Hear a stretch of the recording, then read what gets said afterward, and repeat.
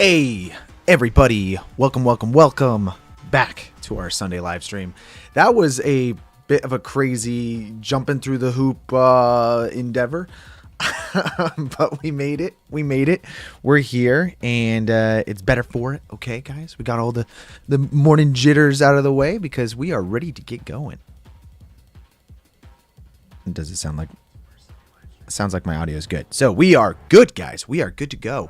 How are you guys doing on this fine Sunday afternoon? You guys chilling? You guys having a good one? We are all ready to do some nice visual effects shots. We had a good one on this this last few weeks of streaming where we did the Pixar character. This Wednesday, that full tutorial, beautiful 2 hours of goodness cut down to everything, is going to be uploaded onto the YouTube channel. So make sure, if you guys are new here, to hit the subscribe button.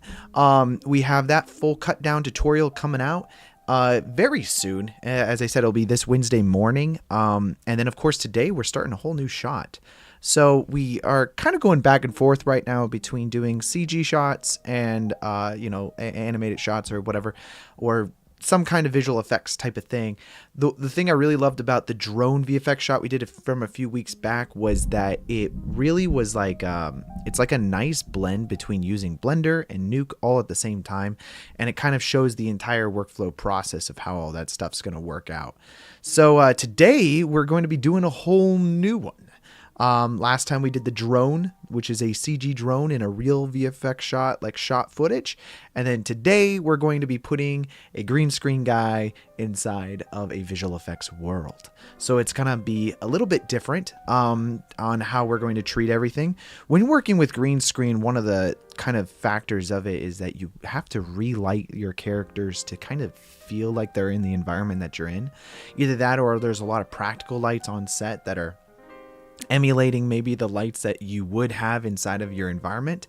But sometimes creatively, the director, producers, and all those people they later want to change stuff that maybe they didn't shoot it exactly how you want. So you need to have a lot of control over that inside of your composite as well as inside of the CG world. And over the years, there's been different tools that have come along to help you do that kind of stuff. This is the shot that we will be doing here today. You know what? I'll copy this and then paste this over into the chat. That way you guys can grab it if you want. This is straight from Action VFX's practice footage library. It's basically just, it's free. You guys can go grab it. This is clip number 10. They've got a bunch of different astronaut clips that you can work with. And as I said, we'll be using clip number 10 here. They even give us some onset data like this. However, I don't know that we will be using this terribly much because we're kind of going to be relighting our character, as I said. This is like an interesting thing that often happens with inside of working in visual effects is that later it's your job to try to blend things a little bit more seamlessly into your shots. And for us, we want to do something that's a little bit more alien. I was inspired by the movie Alien Romulus that just came out. Some phenomenal visual effects shots inside of that film. And I wanted to kind of build an environment like that. So in our thumbnail that I got, I basically did that. I got the, let's see, let me pull up the photo here if I can. Let's see. There was this guy. Oh no, is that the one? Oh, it's a weird looking photo. I know I downloaded a bunch of them. Yeah, that's not the one. 1 second. I did download a bunch of them just to like, because this is like a raw. 1 second. I opened it up in Photoshop and it worked totally fine.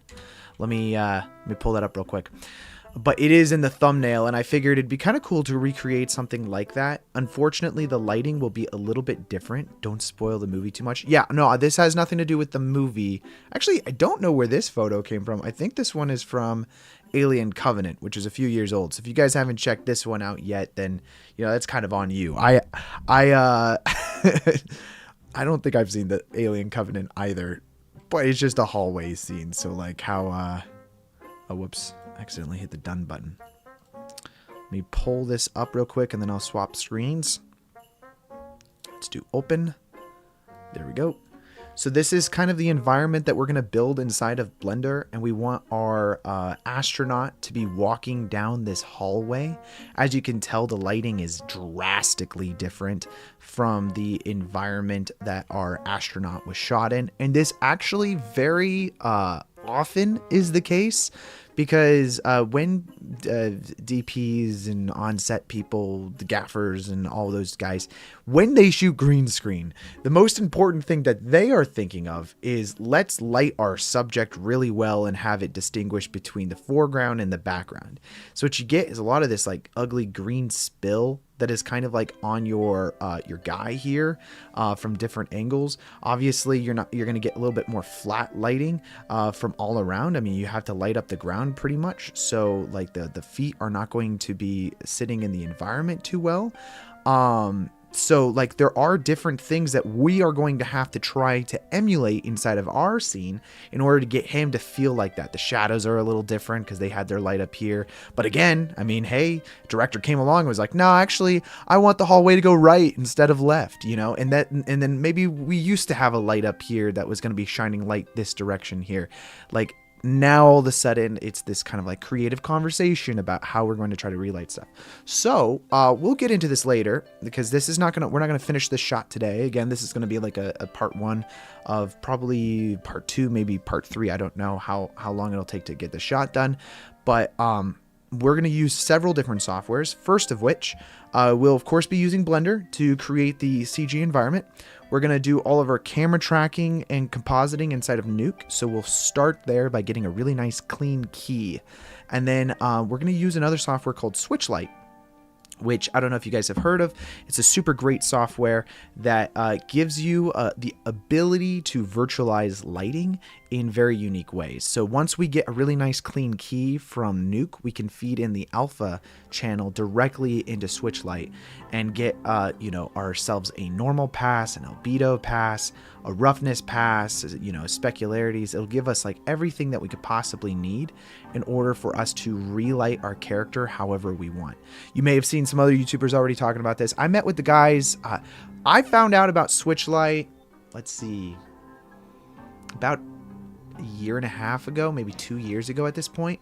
It was at the NAB from the year before, and I met this guy. He was working on it, and it wasn't working for video yet. It was just single images, but it works really fantastic, guys. It allows us to get like real PBR textures that we can import into Blender and then relight our subjects in 3D space, which is going to be insanely useful.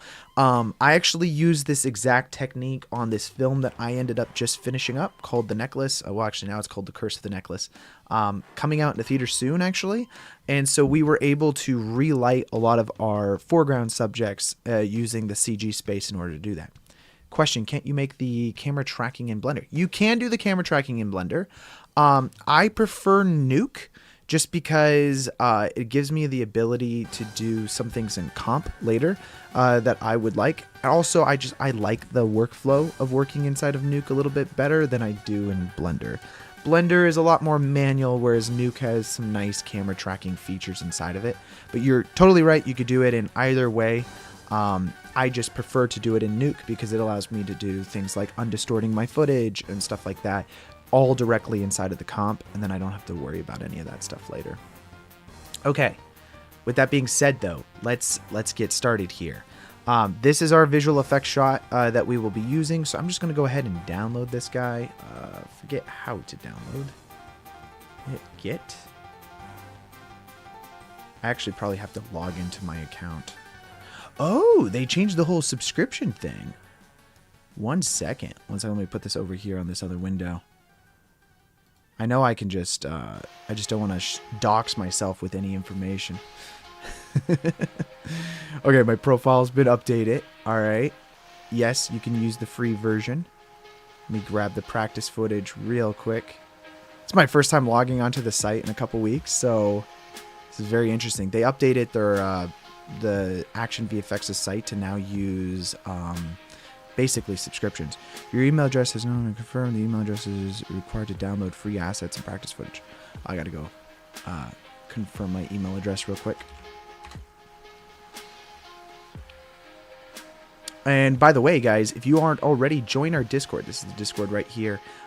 Great conversations. Share your stuff over in the showcase section. I would love to see the stuff that you guys are working on. Yeah, I just gotta log into my email over here.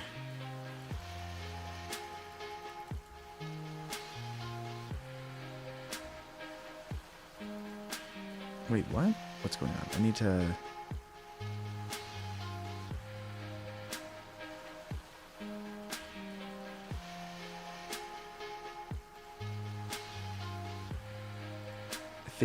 there we go. I forgot to hit the send me an email button. There we go. My email address is now confirmed. Now let me download it. There we go. Okay, I'm going to download the ProRes file. So, just download that to the downloads folder. Okay, so yes, I'm grabbing this clip number 10 here, and then inside of DaVinci Resolve, we're going to go ahead and open up our clip. So a few things, as I've talked about before a little bit, we're going to set up our project settings to output good ACES CG visual effects plates, and that will mean that we'll have to mimic the resolution of our footage, as well as the color space and frame rate that we are wanting everything to be in. So I'm going to swap this over to 23976, which is just 2398 basically, which I guess both of these say 23976. And then of course we're going to do these in 2048 by 1080, which is our resolution that we have. And then of course, let's see what other information. Color management. We can swap this over to ACES CC. And then our input color transform is going to be something like Rec 709, because I think that's what they said. Let's see, show more. And then let's see, color management, Rec 709, ACES output. So if we go over here to the input section, let's find Rec 709. There it is. And then our output transform, this is the important part for us. We're going to swap this to ACES CG. So the input is 709 because that's what the footage says here. And then the output is going to be ACES CG. And the color management input also could be red wide gamut. I believe we would only get that if we were downloading the asset as the actual log R3D file here. If you download the R3D file, that would mean that it would actually be red footage, whereas we're just downloading a ProRes, which is already kind of like a proxy version of it in 2K, and that's what we're going to be downloading here. So let's go ahead and just have that all changed, and then if we hit save, that'll update our information there. Now all I need to do is grab our downloaded clip here, and I'm just going to swap this over to edit mode. And if we drag this into our timeline, there it is. Take a minute to load. Now it's going to look really dark here, and the reason why is because it is viewing it as ACES CG, and that's per our output settings, right? So our output transform setting is setting that to ACES CG, and that's as expected. So I'm just going to, normally we would receive this inside of the edit, but I think we're going to do the shot to probably like right there. Let's just trim it to about that's seems pretty good to me, actually, because I don't want to have to whatever, we'll deal with the roto later. I was gonna say I wanted to not have to deal with this roto, but you know what, we might as well. This is to show the complexities of doing a visual effect shot. That's not ideal, right? Like, I mean, there's always things, I feel like a lot of the tutorials I see online, they always show you the simple stuff that just works right out the gate, but you know, they don't ever show you the stuff when it starts to be annoying. So this is good. This will be our cut there. If we go to the delivery page now, let's walk through some of the render preset settings that we should do. I'm gonna put this all over onto one screen here, so that way we can just zoom in on it and not be distracted by a bunch of other stuff. Let's see, let's change our location here. I'm gonna create a whole new stream folder with today's date. There we go. And then we're gonna create a new one that is just going to be our VFX plates, basically. So let's just call this VFX plate. and then we'll just save that in there. So we're just going to select that as our save location, change our format here to good old EXRs, and RGB half should totally work fine for us. You can always do PIZ compressions as well. I find that's a pretty nice standard to do. Makes your files a little bit smaller to work with, and you know, it works pretty well inside of your Nuke. And let's see, also for our file here, we're going to use custom names for all of this. So we're going to do our job name, which, I mean, I don't know. Let's just call this livestream LSM or something like that. And then underscore, this is going to be our first VFX shot. VFX shots, naming conventions are different on the per project basis. I always like to have 3-letter acronym for your project, and then we have like our reel number. So if this was like reel 1, then you would do that, and then the shot name, which is for us would be 010, and then we'll just do underscore BG 1, because this is our background footage that we have here, and since it's a file, we're going to have a string of numbers after that. That will go down to here to our custom name. I'm going to copy this entire thing though before this underscore, and we're going to put that into a file subfolder. So that way, if we had multiple VFX shots, it's going to create folders for every single VFX shot that we have. Next up, just change this here, your digits in a file name, to 4, because we're just going to use the 4 digits at the end to tell it to start at a starting number. And of course, with that, each clip starting frame number for us, we're going to standardize to 1000. There we go. So now every single VFX shot that we render is going to start at frame 1000, and it's going to have all of these settings here. Well, this is pretty good. We can follow our same as project for everything else that we have going on here. We can add to our render queue and then hit the render button. The red Komodo X is $3,000 off. What does that bring it down to? How expensive is it in general? I feel like that doesn't mean much, right? Like, that's still pretty expensive. I mean, I don't know. Okay, great. Let's open up Nuke X. Let's see if I can pull that up real quick. We're going to load this into our Nuke project now, and then we're also going to generate from here. No, I'm not going to load our last project setting. Let's just pull this in. Let's see, that's all my cache folder. Let's see, streams, today's date, VFX plate, and then load in our VFX shot. And as you can see, it saved it into a folder called LSM R1, and then also called it the same exact thing. So if we just load that up, and then we load that in here, you'll notice that our color settings are pretty close. Yeah, it looks correct. So just make sure to tag this as ACES CG as well. And there you go. Now you've got the color management from your DaVinci Resolve project all the way over here. And this is now in ACES color space. I mean, it was coming from Rec 709, so you're not going to have the same latitude as if it was shot at, in linear space or raw, as it were. But you still now have everything working inside of a nice ACES pipeline. To $9,000, so it's $3,000 off, so it was $12,000. Wow. Well, hey guys, hey, as the streamers would say, hey chat, if this video gets like 100,000 likes, I'll buy one. That was stupid, but okay. Anyways, let's get back to actual work here.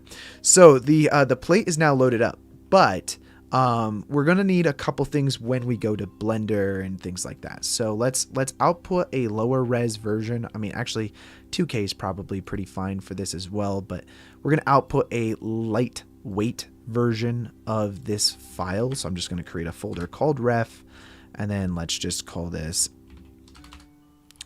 LSM 010. Gotta do the underscores. Reel 1, and then 1, 2, 3, 4, and then .jpeg. Now, I don't think we might want it to be in a folder also, so let's do that. Let's paste that. So this says LSM Reel 110, and then slash LSM Reel 110 with the file name. And it's going to, first of all, compress it to 0.75. I don't really care We're just using this for playback later when we actually load this into our Blender. Make sure to hit create directories. And then, of course, we're going to actually render this out at like Rec 709 or something like that. So if we hit render, that's just going to render through this. Should go pretty quickly. It's just basically taking this, creating a JPEG sequence that we can load into Blender, and it'll play back really fast. It's a lot more lightweight than using EXRs. EXRs are very heavy. I think if we loaded up, I mean, I could show you. Let's see. Let's find our live stream. If we go to our streams here and then we see the plate, you can see that every single one of these files, because they're raw, even though that they're 2K, they're 6,655 kilobytes per frame. That's pretty heavy. So 6,655 versus our reference, which is only going to be, let's see, let's look at these JPEG files, 119 kilobytes. Quite a big difference. So as far as playback is concerned, we just need fast playback inside of Blender. We really don't need color accurate. We don't need to do any keying with it. Like if we loaded these JPEGs in and tried to key this, we're going to get all this weird fringing around the edges, and it's not really good for compositing. But this is really good for just playback and just being able to see what you're doing. Next up, let's see, we can get rid of this. Let's go and save our project file first. Let's just put that over here. We'll create a folder called scripts. Which, by the way, I have a whole different folder structure I want to show you guys later. I don't use this folder structure anymore for our work. We actually created a really nice pipeline for the stuff that we're doing, and I want to share that with you guys later, but I didn't have time to set that up today. So I'll make a whole video just dedicated to proper folder structures that it allows multiple artists to work together. Very, very useful. Okay, great. So here we go. So now we've got this guy. The first thing we're going to need to do is we'll want to get a really nice... we'll probably start out, we can do two things today, was get a nice camera track, which we'll end the day with, and then first of which we can get a nice key of our character. So the first thing I like to do is just, let's use a roto node here, and we're just going to roto our guy. So just to isolate him from the background as much as possible, we're just going to use this first before we go in and key things. Because we got to get rid of all of this extra junk here. Because if we try to key him out, then obviously we're keeping this wall back here, we're keeping these stands, we're keeping all of that. We don't need that. We also don't really need this shadow down here, since we will be generating our own shadows inside of 3D space. But we can worry about that a little bit more later. For right now, we're just going to go through. I'm going to set this to input. Another thing I like to do is let's change our full size format here to something that is a little bit more standardized to what our actual shot is supposed to be outputting as, which is 2048 by 1080. So just change that. And then also change your frame rate to 23976. That way, everything is playing back at the same kind of information. Our frame range was auto-changed when we imported our footage, so we don't really have to worry too much about that. Now, if we just go through our roto here, we're just going to go every few frames. I'm just going to jump to the very beginning. Let's just get a nice, clean roto of him. We're going to have to get rid of these kind of like white tracking markers here. But for the most part, it's just going through and getting like a nice generalized roto. I like to go to the beginning, middle, and then the end, just to kind of follow our guy. He's not doing anything crazy, he's just walking, so it's not going to be too complex.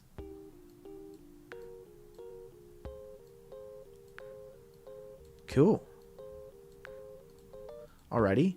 And then yeah, I mean, if we now just go for some in-between frames here, we should be able to kind of make sure that our guy isn't going outside of that at all. We have this nasty lens flare here that we'll be getting rid of. I mean, as they did in like Alien, all of their stuff is like, you know, really anamorphic, so we're probably going to be swapping out the lenses and stuff like that to make it feel anamorphic. And that's another thing. Sometimes B unit doesn't have the same lenses as the A unit, the first unit on a film set. So you need to emulate lenses and stuff like that. So these are all things that you guys have to do when working on projects. Just clean this up a little bit better here. This is really rough garbage matting here, but let's just check our work. So if we just go ahead and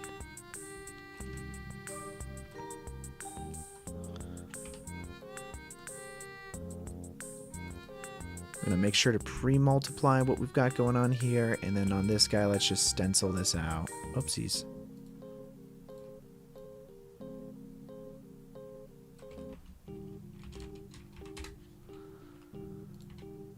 There we go. So now let's just go ahead and play back our shot here.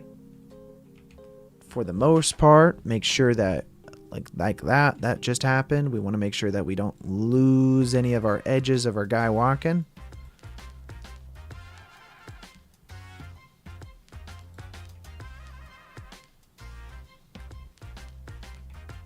And again, just cleaning up those edges.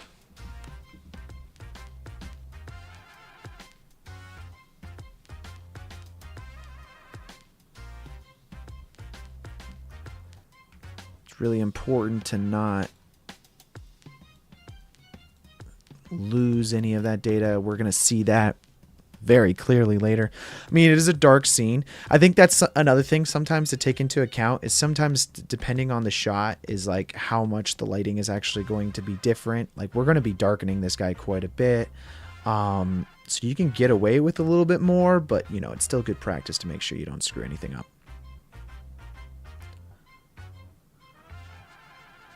Okay, we'll go clean up our roto edges a little bit more for things like this where, you know, the regular sleeve is coming across that, but this will get us a good way there. Next up, let's find a good spot like right here, and let's do a key light. Got a nice key light. Let's go check this out. We're just going to disable that for a second, and then let's find a good, nice selection around him. And, you know, we can see some of our adjustments that we're going to need to make. I like to do this before our garbage mat that we do, so let's bring that all down here. We're just going to take a look at this here. So one thing you'll notice is that there's all this like weird jankiness in the noise, and that's because a lot of the times when you're doing keying, there is noise in the material that you're working with. Now I don't have neat video installed, but if I did, we would be able to get some really nice clean denoising going on. But you can tell like here in the shadows how much like jankiness there is in the noise. So what I like to do is just throw in a nice denoise here, just like a regular denoise. Let's sample something. It'd be nice if we had like a gray slate or something like that we could get the noise off of, but you know, this will work just fine. I mean, we got like this lovely green over here, like a lot of it, right? So just find your selection here that doesn't have too many shadows in it, but has our noise that we're trying to get. We just need to expand this a little bit. I think that works totally fine. And you can see the difference already. It's kind of like night and day. I don't know how hard it is or how easy it is for you guys to see that on the live stream, but you could totally see the difference in the noise pattern with that disabled and then enabled. It's going to give you a nice, cleaner result, especially in the areas of the shadows. So making sure to denoise first before you do key light is very useful. So that way when you do that, you can see like the big difference between the version with the noise in it with the version without the noise in it. Looks a lot cleaner. You're able to get a lot better of your edges. So make sure to denoise first. Oftentimes, like now, part of our pipeline at the company that I work at, we output two different plates. One's called BG1 and then the other one's called BG2. And that's the difference between a denoised version of your plate and a like the grainy version of your plate, which is just straight out of the camera. And we use both those plates with DOS grain to basically reapply the grain at the end of the comp. But we use the BG2, which is the degrained version of the plate, to basically do all of our comping on it first before we apply the grain later on. So actually, with that being said, though, let's take a look at this. If we go look at our denoised version of the shot here, let's go ahead and add a right node. This will make it a lot lighter for us later, rather than us having to, you know, constantly be calculating the denoise that we have on our shot. So let's just select this guy, and we're going to call this BG2 and BG2. Here we go. Hit the save button. And this right node is just going to be after the denoise. So this is our denoising section, and we're just going to create a pre-render. You could do this by like using a postage stamp or something like that. I find it a lot easier just to output this real quick. So hit create directory, and again, just outputting this with ACES-CG, so we're not doing any color transforms. We're just denoising our footage. Hit the render button. This should go pretty quickly. We're just denoising our footage and rendering it out.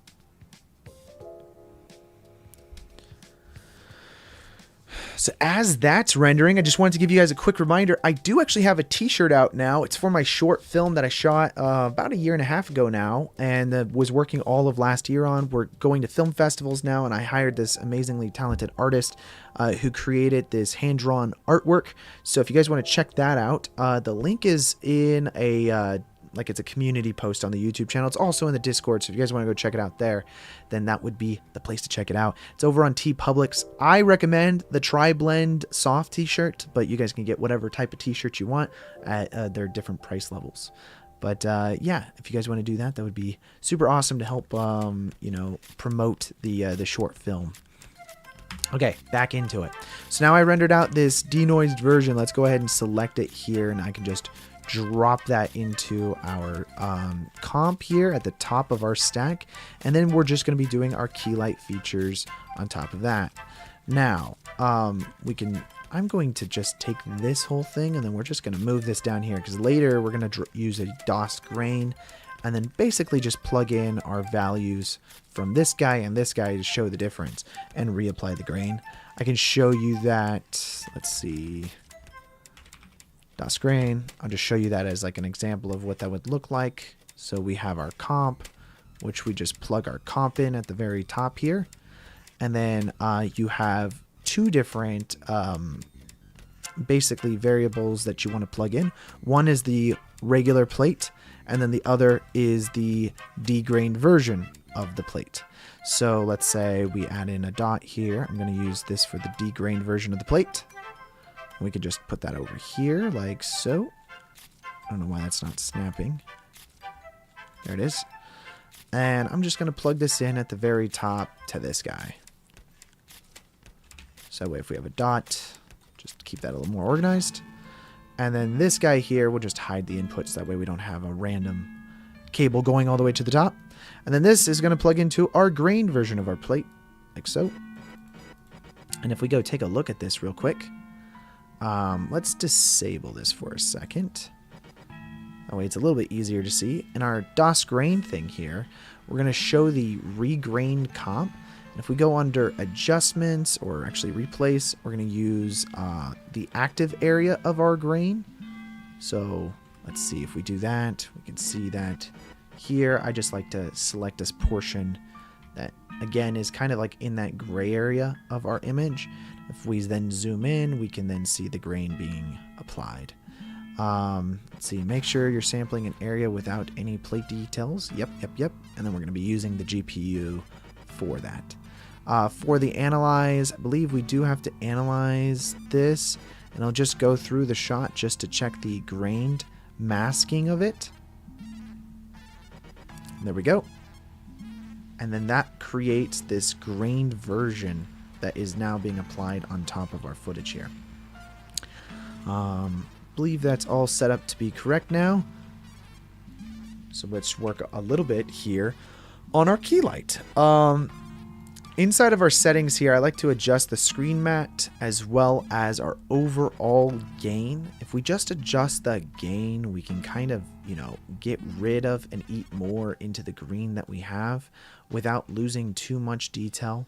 The one thing we're really doing here is that what it does is it'll start to make things a little bit magenta, so you have to watch out for that, especially if you're just using this just straight out of the gate.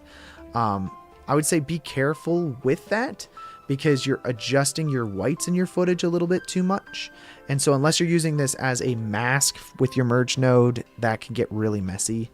The other thing I like to do is I like to clip the blacks out a little bit more this way, because then you're basically removing things through just removing the blacks, eating into that, and then taking the whites and then making sure those are a little bit more solid. And we already getting pretty good results here. You might have some issues like that, which that might actually be part of the strap, so let's just lighten this up a little bit so we can see our footage here, and then we can just play that back to see what that's looking like. As you can see, our shadows are really screwy, but we can always adjust that ourselves. Looks like we're having a lot of just like chumminess that's happening here inside of our footage. I'm going to do one thing I like to do personally is I like to just plug in a merge node and then use the key light as a mask of what we're trying to do. So if we plug that directly into here, we're going to select stencil and then just invert our key light selection.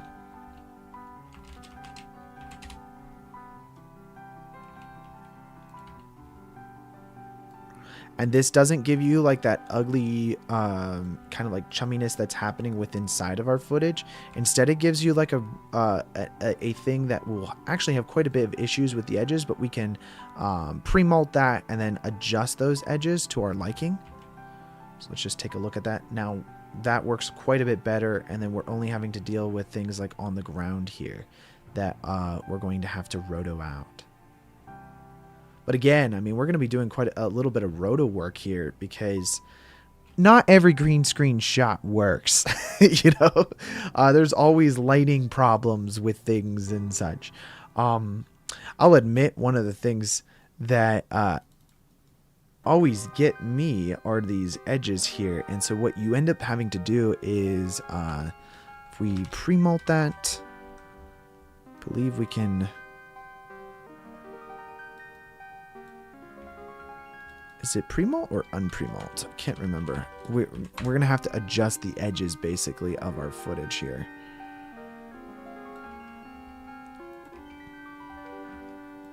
But you can also do this inside of Keylight. But there you go. So that's going to get us started. And then we're going to start working on some of these edges down here. And then let's plug this in over to that guy. And let's just take a look at this stencil here. So that's already going to be erasing quite a bit of our stuff. We just have to clean up this bottom section here because we have like our rough garbage mat.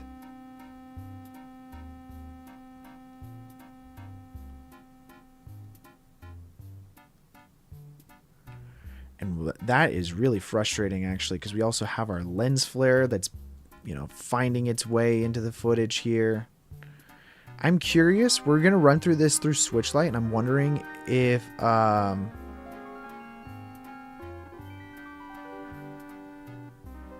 it's going to get rid of that lens flare for us. That would be awesome if it does. Why don't I do it with IBK? Good question. I mean, I don't use IBK very often, so it's not something that I'm as familiar with. Not saying, you know, it's probably a better method. I just haven't gotten into it. Okay, so this is adding onto our invert. If we add another roto node here, we can subtract, I think.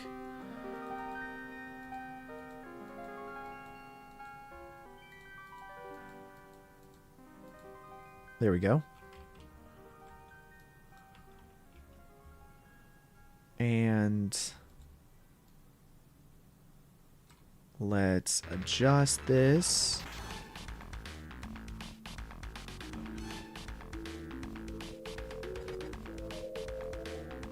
This is the fun part, guys.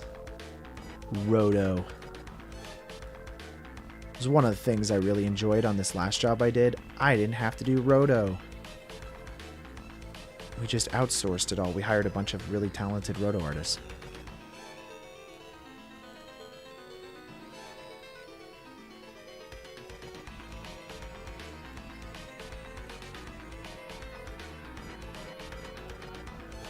Okay, as his foot's stepping, we're not going to have to worry as much about that. Just go in between here. Lovely shadows. I think it's so much easier and better. You can try. Yeah, I'll try it real quick. Why not? Always down to try different methods. Oh, it's not IBK color.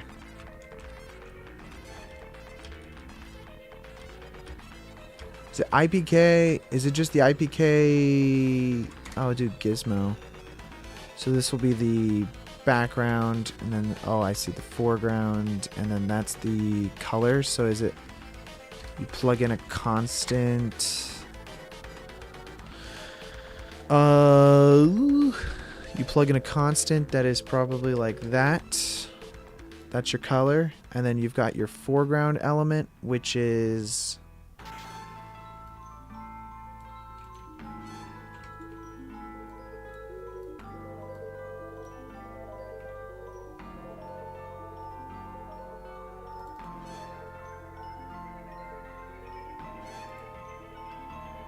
oh, I see. Blue.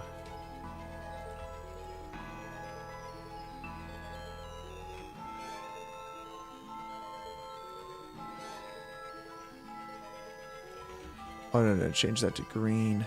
There we go.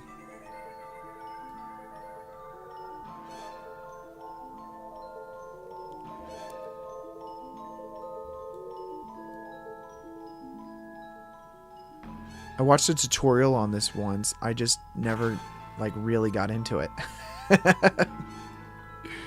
Let's see. Oh, is this adjusting? Oh, that's adjusting how the reds are reacting to the green. Interesting. I want to auto level things.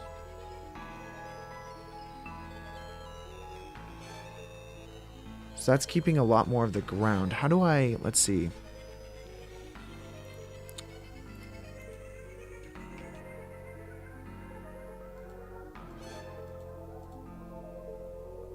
I'm going to have to look a little bit more into how to do that. I'll be honest, I haven't done too much of it. So I know sometimes you can do like differences and things like that. Let's see real quick. I want to use a key light. This will make our life a little bit easier with the feet. Let's use a key light here specifically of that dark area. Let's see.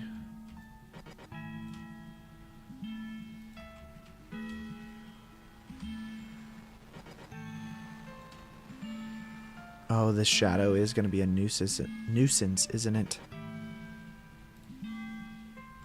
To unpre-multiply the effect.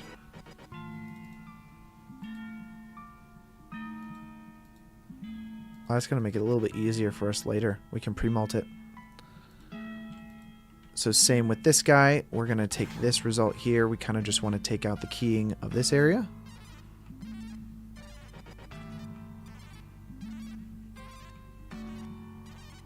Works.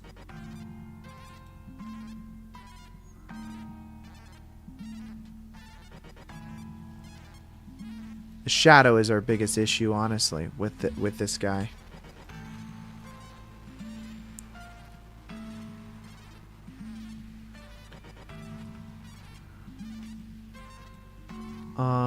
Yeah, with that shadow, it's going to be a little rough. We're going to definitely have to do the dirty work, guys. We're going to have to do the dirty work.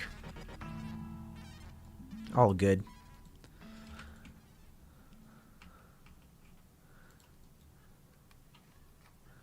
And then let's just brighten that so we could see what we're doing. And go back and roto. That's what we're doing today, guys. Is just doing some roto.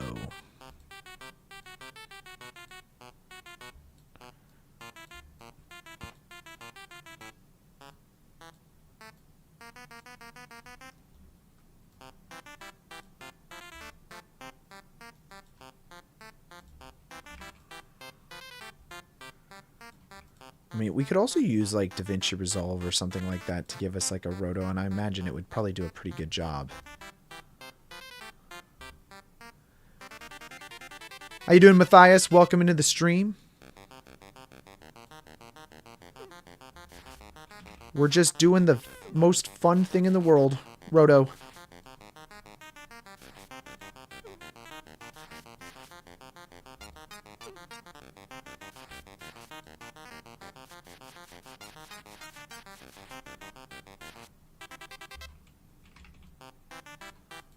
Probably have also stabilized this first or something like that, or tracked the leg. I imagine that's probably the right way of tackling this to begin with.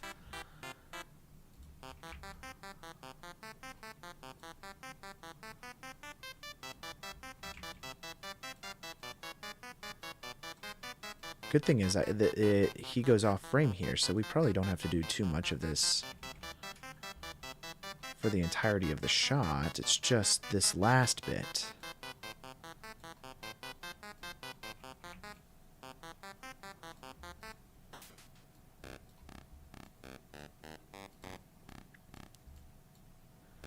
Is this a Nuke comp shot today? Currently working on the Nuke aspect of things. A good amount of keying that needs to be done, as well as tracking. But we will be creating a 3D environment in Blender. We're not going to get to that today.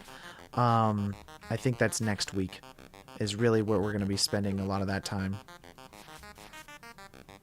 in that. But for right now, yes, it is Nuke. We are in Nuke for today. Okay, I think that's good there. So this is all the subtraction of this whole foot. Let's just clean up some of these edges here.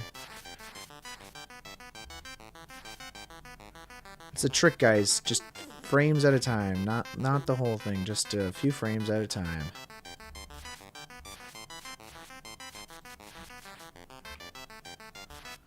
That works for that foot, honestly. Let's just take a look at that, and then I gotta go on to the other side. Then we'll have to clean that up and bring it in a little bit. Let's start over here and just set that to the in.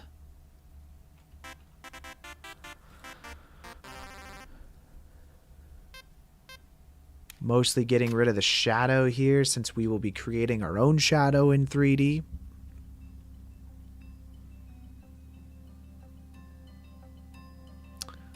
Yeah, I can check Discord general chat. Pretty good. I like that.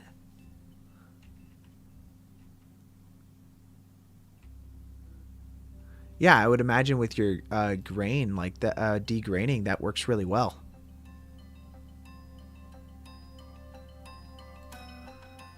Send me the nodes!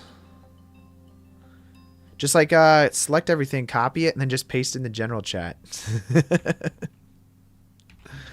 Although, I mean, to be fair, I've already kind of done all of this.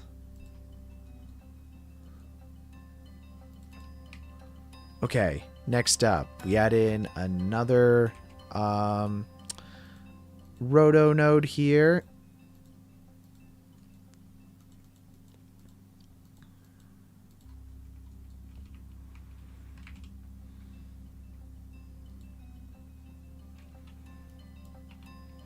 We're just gonna, you know, track this upwards.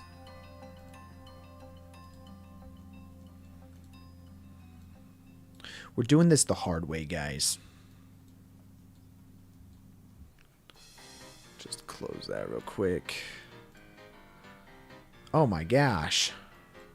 That's some nodes. Let's just copy this. Boom! Wow. Okay, so this... Okay. So question. Do I run the FG into the green and then the ones into the green? Is that how that works? And then this goes to here?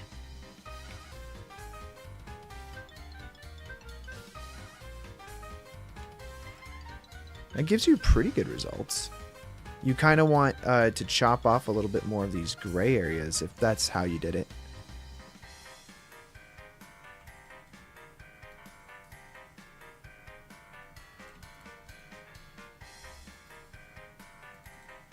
Can we...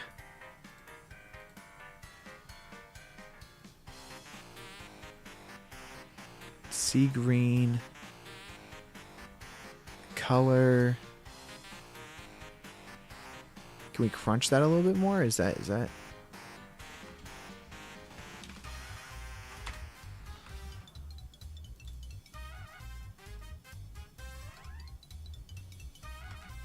I just want to get rid of the ground. How does one get rid of the ground?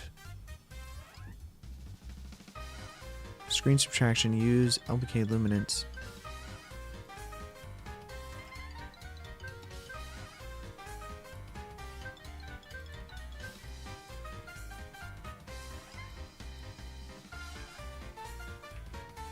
It's pretty brilliant, though. I just, I don't know how to adjust it. I just want to get rid of this bit if we can. Although that's interesting as well. So if we used a merge node of this guy, and then this was the... Whoopsies. There we go. And then we say stencil that. Stencil it. And then we invert it. Not gonna lie, I'm kind of beginner in Nuke, so I don't know. Fair enough, fair enough. I don't get to do a lot of keying in general, so...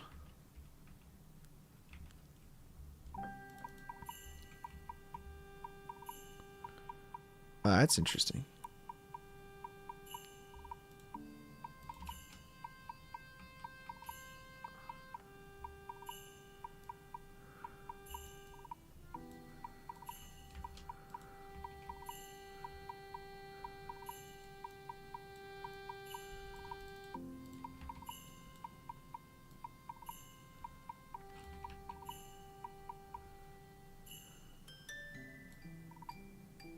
Specifically adjusting the alpha is what I'm trying to do. Here we go. Boom, baby. Okay, we'll take that. So if you take the you just the alpha with like a grade node, you can adjust it there. Then you just need to invert it basically before you stencil. Oh, well, it's only overexposed because I have that there. Oh, are you talking about the previous when I was doing that? Oh, I realized I'm not even showing my node graph, guys. There you go. I dropped in a grade node, and then I adjusted the lift here, specifically on the alpha channel, and that allows us to control how much of that alpha is being crunched. So we're just trying to get rid of the lower shadows areas of the image. And then, of course, we're inverting that before we do our stencil. Did you keep your stuff copy-pasted? Node screen hasn't been shown yet. Oh, yes. No, I copy-pasted this into here. So that's actually dramatically... I like that. I like that. Hey, great job, Quintessa. All I have to do now is just roto in some of these areas, and then we're living the dream. Let's take this, and we're just going to delete all of that. Let's clean up some of our node graph here a little bit.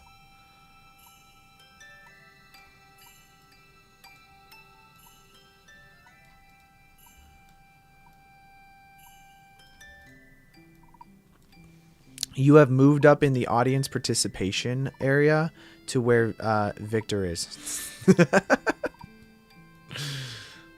Victor just, he's like, hey, don't do that. Do it this way. And then he just sends me blend files on for streams sometimes. Okay. That's good. That's good. Very good, guys. Okay, so that is all good for the key. And then now we just need a roto in this for the stencil alpha.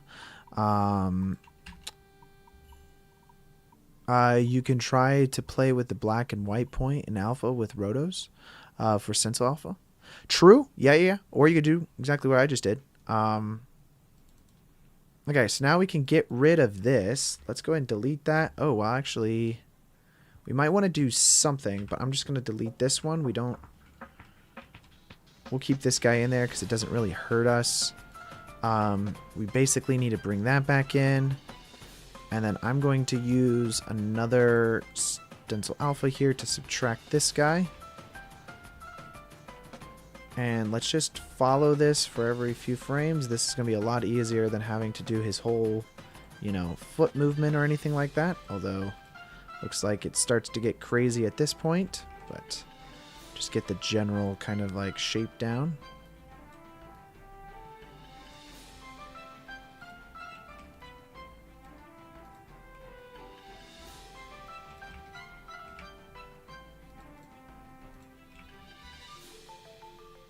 We'll do that, I suppose. Just clean this up a little bit later.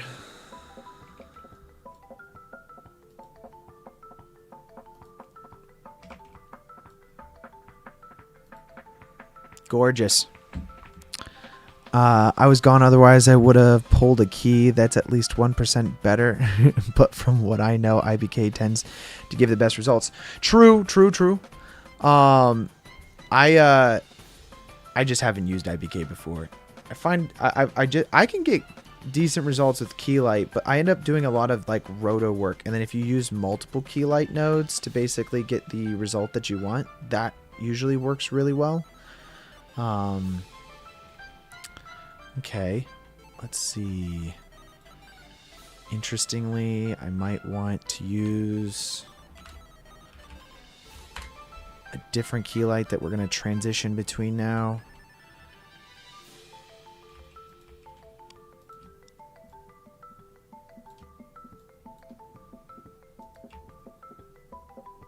Do that.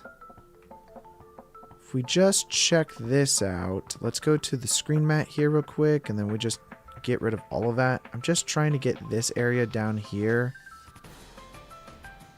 So let's take this guy.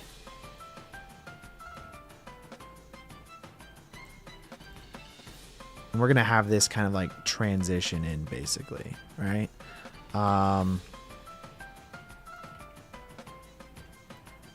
So let's just clean this up a little bit.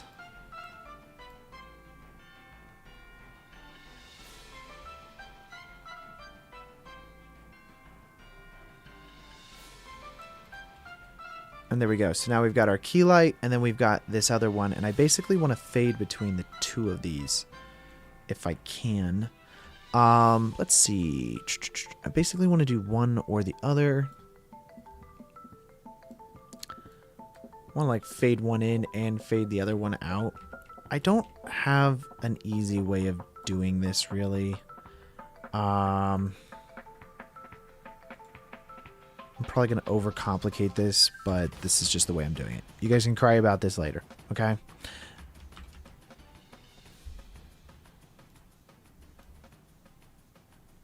So now if I adjust this one, it's going to basically adjust this one as well.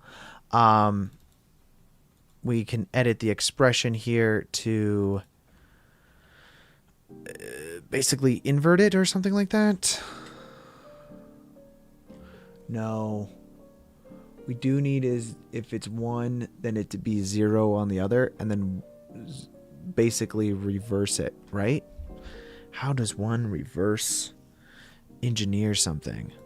Either you reverse engineer it or you don't. So see, it's set to 1 here.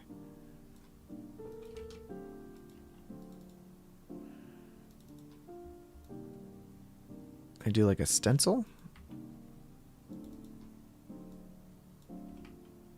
No? How would I do that?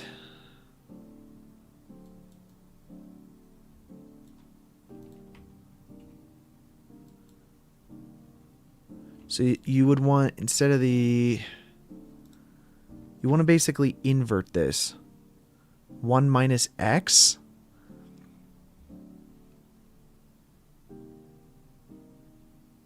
One minus the expression.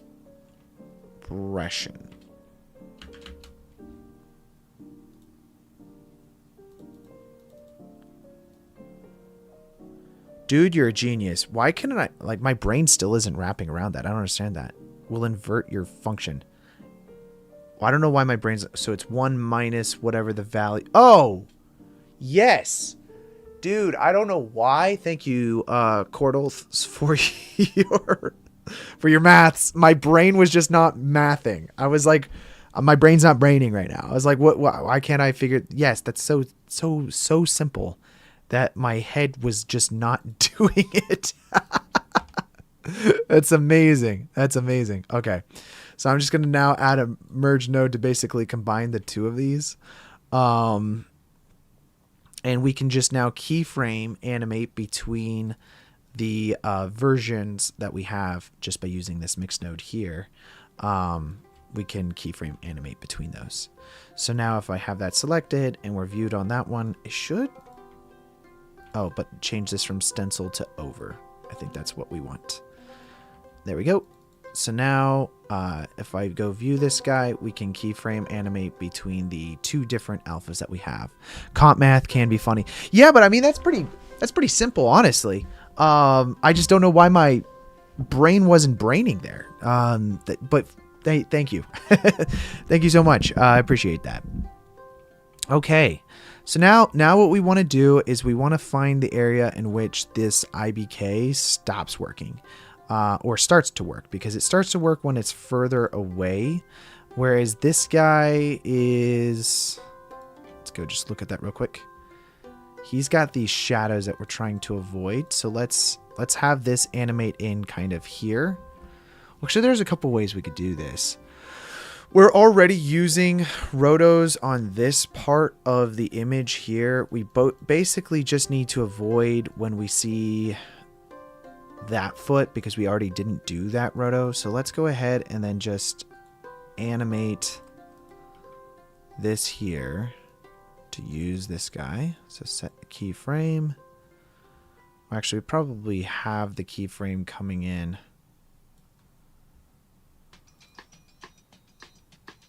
I don't know how different it is. It's pretty different. Let's do that.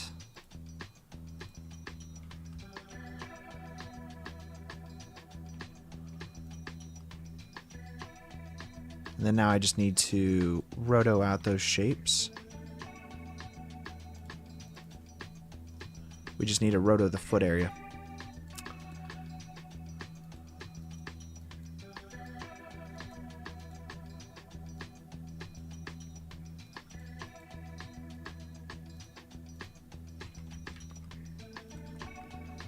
There we go. I'm afraid of a little pop that's going to happen. Use key light only in the shadow areas with key mix. It's easier way, I guess. Key mix. How? I've never done key mix. Might need to take a look at that, because you guys all have told me to use key mix. So you've got your A and your B. Let me Google key mix. Nuke key mix. Key mix. Give me the documentation on how key mix works. Sure. Take my cookies. Take all my cookies! The image sequence to merge from the input B by default. This input is copied to the input B only where the mask is non-black. Key mix is essentially what you did with your merges. So the image sequence to merge with input B.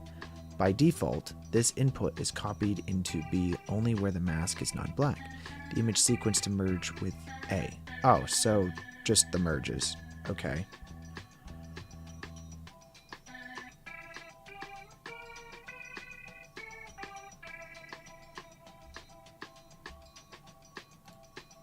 Yeah, sure. I suppose I could mask specifically this area to basically merge the masks that way.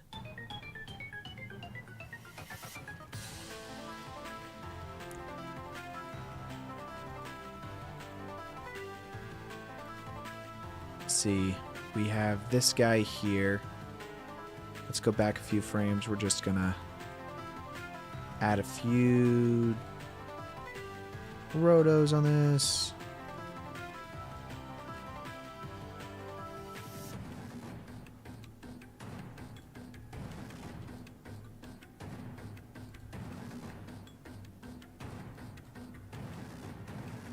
I think we're good there.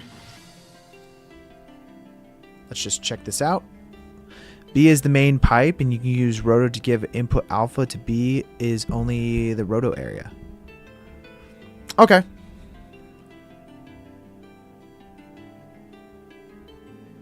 It will blend between them. Whatever is an A input will completely replace the B input if the mix is 100. Oh, interesting. Okay.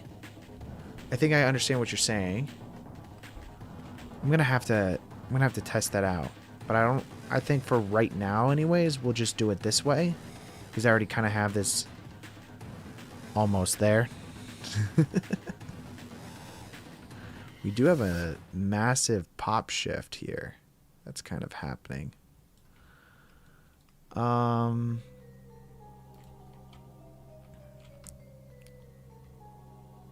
that's 0.87. So the white point should be clipping out at 1 for sure.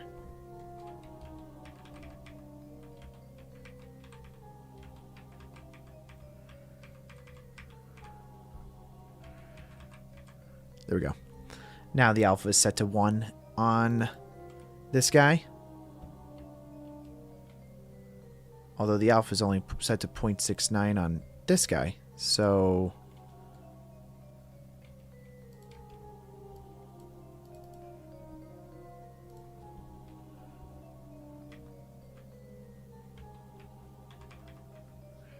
if we adjust specifically just the alpha, we can get both these numbers to like really just line up.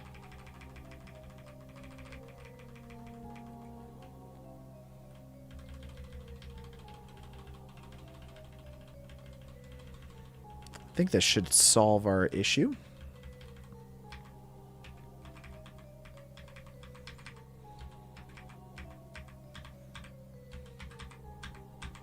There we go. Boom.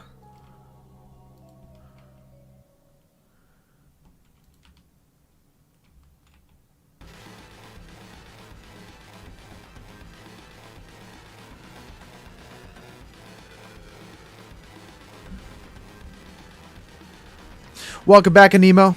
But also, my name is spelled with O-R, not E-R. Just so you know. But welcome back. Let's see if there's any popping that happens here on our alpha. A little bit of weirdness going on here.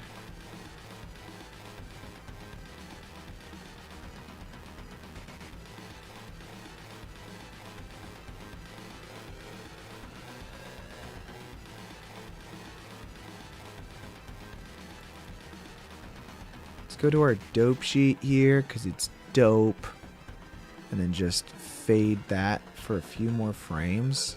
See if we can blend between the two a little bit better.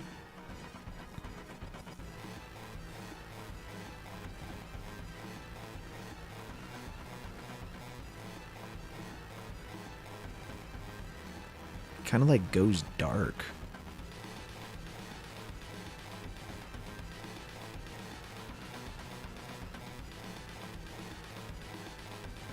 Does that happen in the footage, or no? He doesn't. I will say we are brightening up our comp, so we're not going to really see that. And I'm also curious if the Switchlight is going to get rid of that as well. Okay.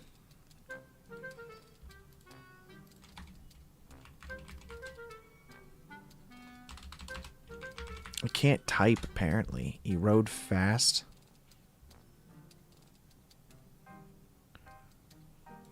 There we go. Little bit of cleanup work there, guys. And then, of course, we can always do a little bit of cleanup roto down here, as well as those different tracking markers that we see in those different areas. Getting close, getting close. Which, by the way, guys, speaking of close, we are so close to hitting 2,000 subscribers. So if you guys aren't subscribed, make sure to hit the subscribe button below. And if you got any friends that you want to let know about the channel, please do. We are so close to 2,000 subscribers, which is super cool. And it's been a fun journey so far. Okay, that's looking pretty decent. I mean, we're still having that kind of like color shift that's happening there, and I think that's because of the dip in how the alpha is working on the difference between the two. For instance, at this part right here, between these merges, we're actually losing alpha ever so slightly, and it's because of how the merges are happening, where they're both going down at the same time. I'm fairly certain that's what's going on. I am fairly certain that's what's going on. So let's see, let's add this expression here, edit the expression, 1 minus the mix plus 0.1 might be useful.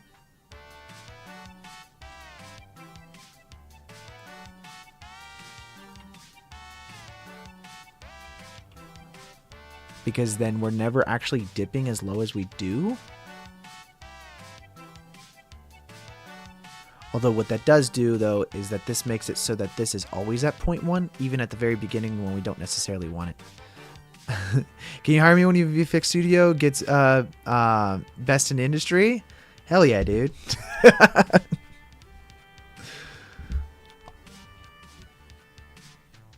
Oh, that doesn't really get rid of that dip, does it?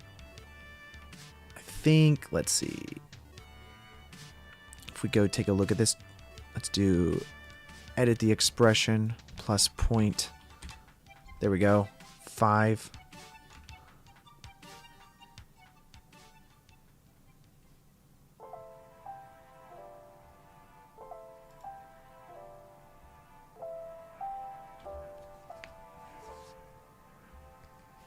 I think that gets rid of our dip because of that, how of the fade ins and fade outs were going between the two of them there. Although I am getting a little bit of a roto thing that I need to clean up there. Yeah, that fixes the problem, at least with that mega dip. That's pretty good. Now we just have these random roto cleanups that we're going to have to do.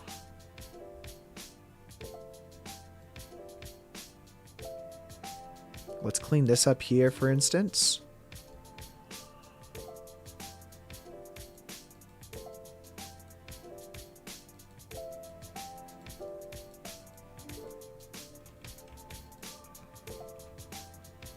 Go here, and then we're just going to keyframe animate this for a few frames.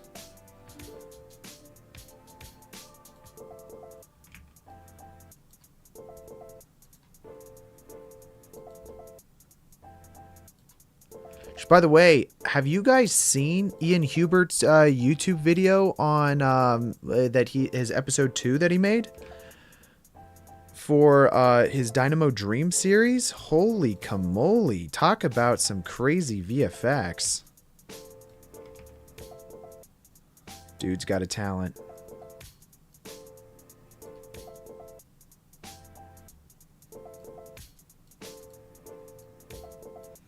Dude's got a talent. I think the one thing that always impresses me is just how much detail he puts into every single shot, you know? You can watch the shot more than like 5 times and get something new every time. It's just so crazy. And what's your studio going to be called? Connor VFX Studio? It was insane. Especially the water shots and the taxi scene. Holy cow, dude. Holy cow. I do actually have a VFX kind of company currently. It's not a company, though, as much as it is just me doing freelance work. So I already do have a name and stuff like that. And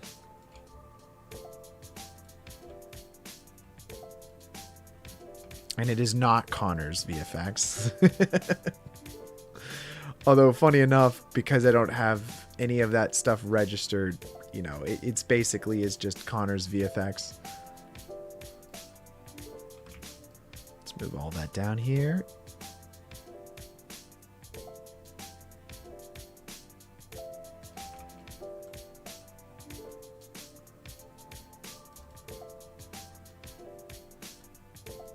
Yeah, the one I'm really trying to get the name for, the web address is purchased by someone, but no one's used the website before. So I'm trying to see if I can buy that web URL. course, I don't want to say that out loud because what the name I actually want it to be, because then everybody else is going to try to go for it as well. But it is something that I have been trying to get for the last like year or so. Sorry, I got distracted in YouTube Shorts. All good, all good. Yeah, Dead Cow is the name of my studio that I've had since college. That name is out there, and actually that's the name that I go by with a lot of the VFX. I have a VFX arm of that company, which is called Dead Cow VFX, and then VFX Dead Cow Studios, which is the main kind of like studio portion of it, where I want to make films, animated films, and stuff like that. But I've kind of been thinking that Dead Cow would just be the name of the VFX arm of the company. If I ever go on to make movies and all that stuff, I want to have like a my own visual effects company that does all of the movies that I work on, whether they be animated or live action. And then they do all the animation, visual effects, and kind of like that side of things.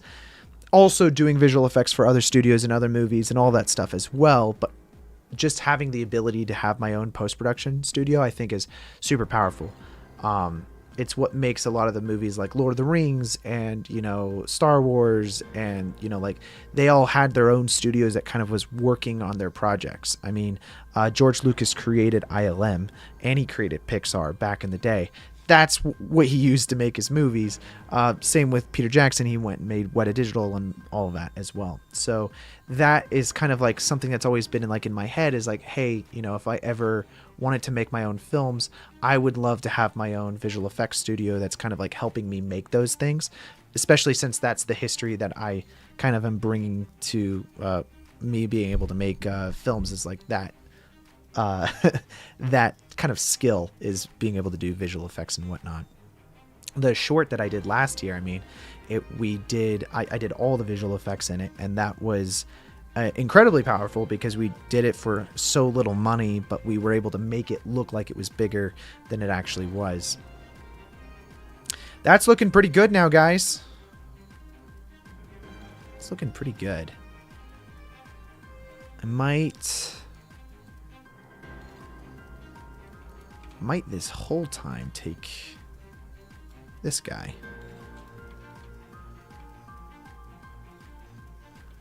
I guess you got to be careful. Do I have that? Yeah, it does. Okay. So that is kind of running the entire time now for the roto. And we could do this a couple different ways. I'm going to do it this way. You're right. You could use the key mix as well. I don't know. This is just the way I'm used to doing it, so I'm going to do it this way. I'm going to roto like these legs here. And then we will use, make sure to pre-mult that. And set this to, hello? Oh, blur, not N, to rename. And then we'll just blur that quite a bit for these feet. And then take this whole thing and just move it all down again. And use a dot node and then merge that back on top.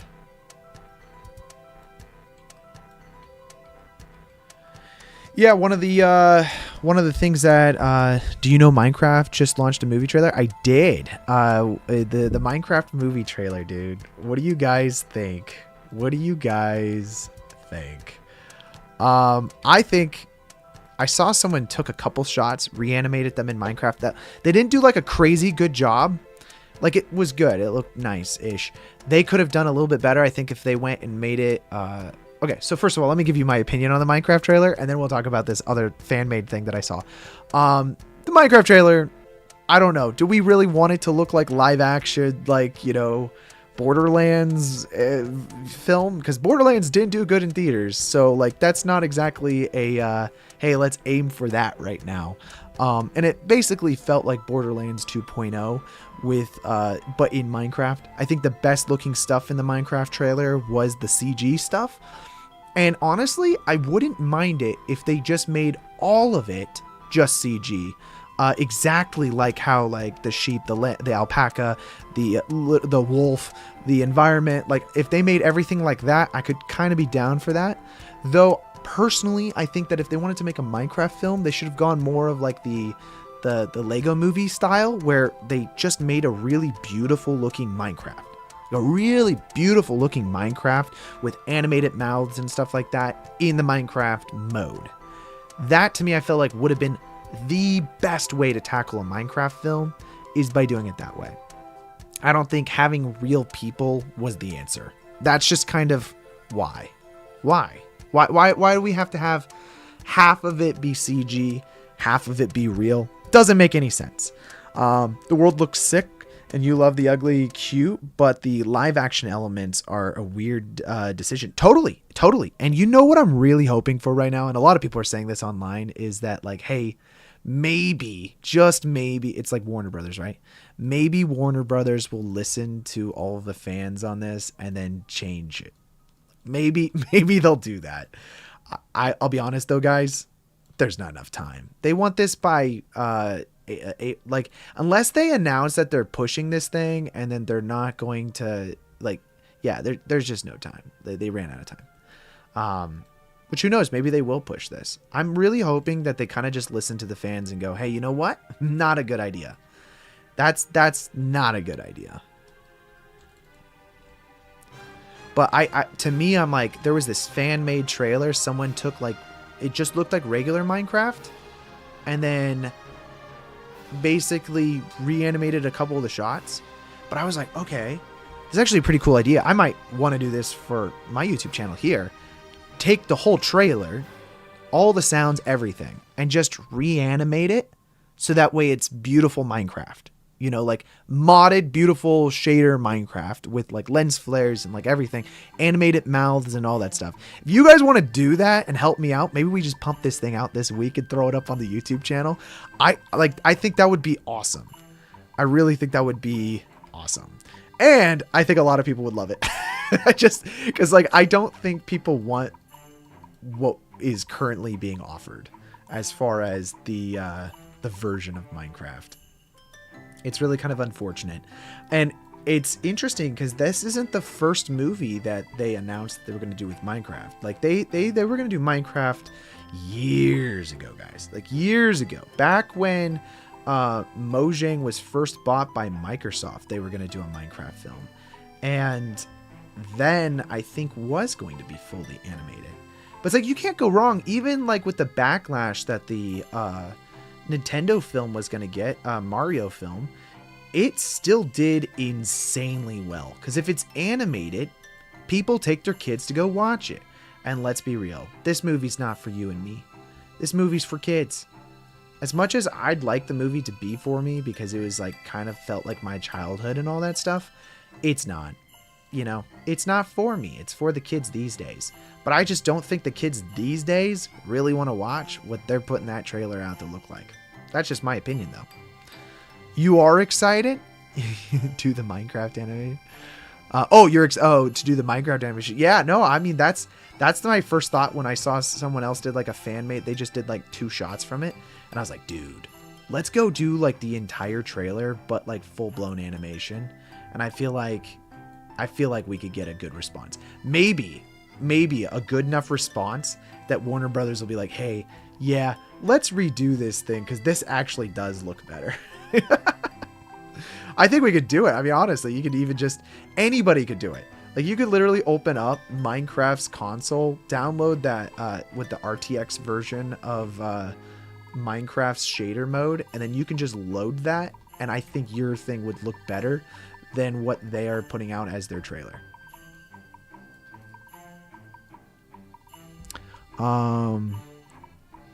I think there is already one, and that's a lot of work.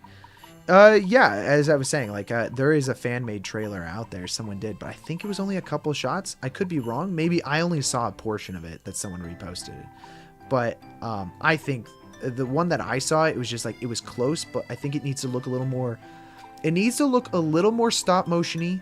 It needs to feel like, feel more like Minecraft, or more like the RTX version of Minecraft, because that's how I think the Lego movie really succeeded back in the day, was because they kind of did like an RTX version of Lego stop motion. It wasn't Lego stop motion. It was literally animated, crazy, beyond belief type of mode. And I mean, that's also what Mario did. I mean, I think the Mario movie just looked so good that like people hated on Chris Pratt for playing the Mario voice, but the movie did so well just because of how good it looked. And that's the thing with this Minecraft trailer that they released. Like, I think that what they did with I wouldn't call it ugly cute. I actually think it's cute. I think it's that blocky kind of like cute version of like the sheep and stuff like that. I'm a huge fan of that. And I saw some hate on that online, but honestly, I don't know why that was getting hate. That was really good looking animation. What do I know? Oh my gosh. Why does this guy's hand have to be like all over this tracking marker? Can we not?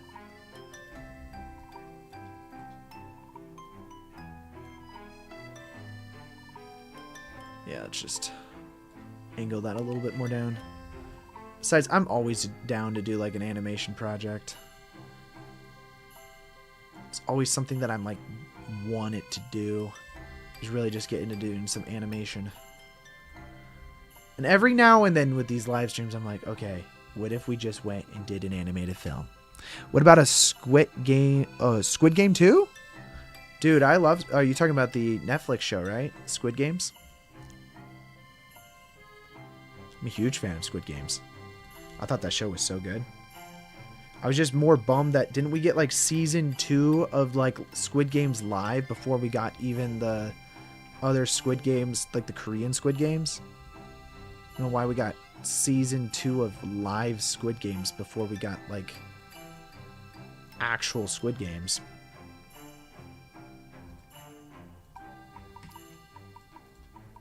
I guess that's the nature of it. You can create reality shows so much quicker. Not to mention they had all of their strikes last year, so none of the writers were working. And it's a lot easier to do reality stuff because you don't need those actors. Or not actors, sorry. The writers. Same stuff. Okay, that's getting rid of that one. Let's just play this back, see what else. The sheep animation looks fine. And then you see Momoa dressed like a old ass Jack Black. And you're like, eh.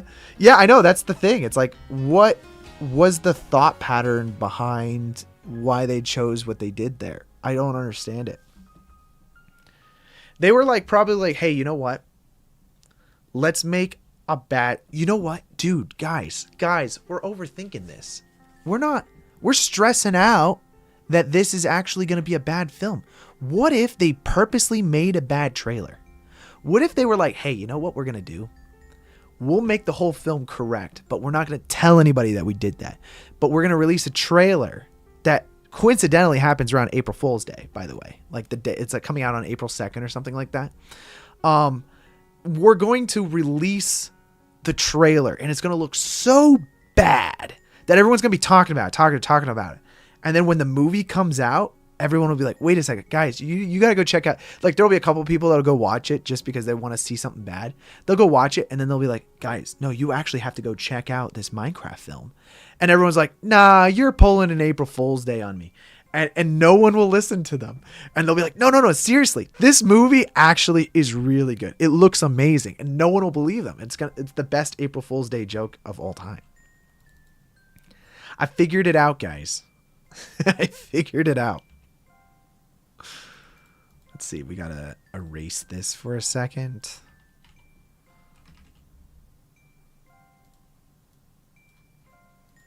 We're all stressing out over here. No, they're purposely, you know what they did? It's part of their marketing plan. They purposely knew that people were going to pull a Sonic the Hedgehog on them. So instead, they actually made the film correct in the first place. It's like, have you ever guys done this with like homework for like your school?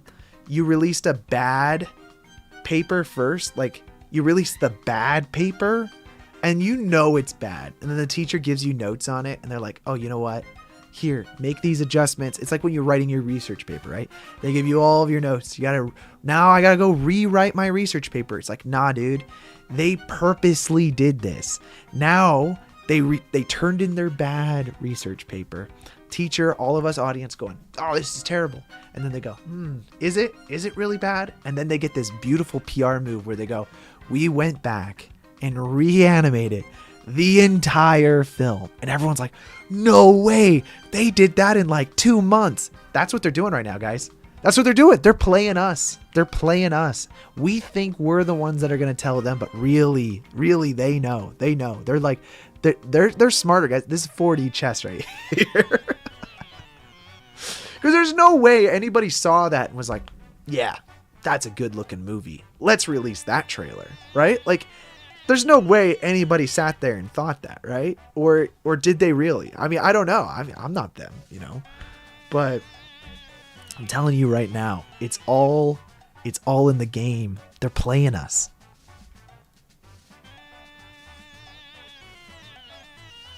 It's looking pretty good. I just need to get the roto here at the top. There's some roto thingies going on up here that I need to look at.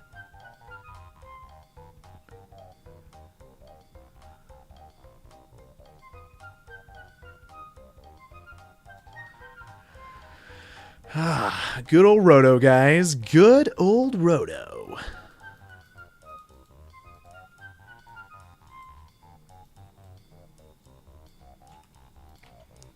Let's do that real quick. We're just going to roto this whole top frame here.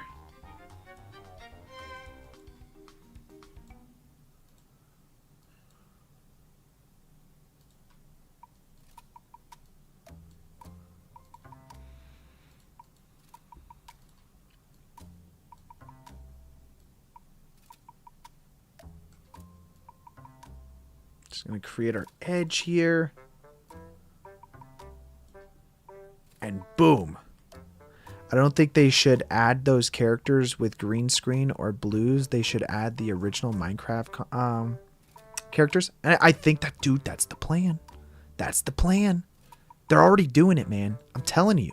They're already doing it. It's part of their game plan. You can call me a conspiracy theorist all you guys want, but here's the truth. In like 3 months, who's going to be laughing? I mean, I don't know. Maybe not even me. I got the inside scoop. You guys don't know, man. You don't know. You don't know these people like I do. I know these people. I know what they doing. They're cheating all of us. They're playing us like it's like a fiddle.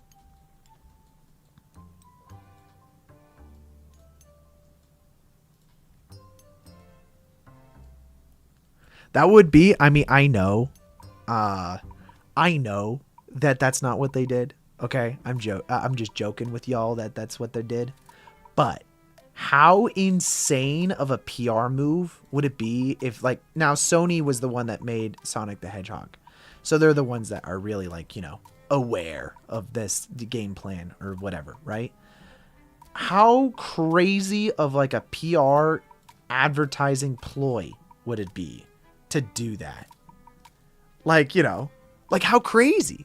I mean, think about it. From the trailer, there's actually not that much live action stuff. It's kind of just like them standing around, but, you know, and just like saying a couple things. Like Jack Black shows up. I mean, it's just a teaser trailer, right? It's like not the full thing, but it's not like a lot of action or anything like that.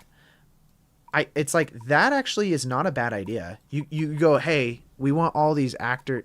The only thing is, I feel like Jason Momoa, Jack Black, they would all not want to be part of that marketing scheme because they're going to get an unbelievable amount of hate over the next, like, you know, months or weeks or whatever during your marketing campaign on this thing. Because you know how many people are going to bombard them with like, oh, hey, you know, you're in this really crappy film. It's like, and they're like, no, it's not that. Believe me, that's all fake. It's not real.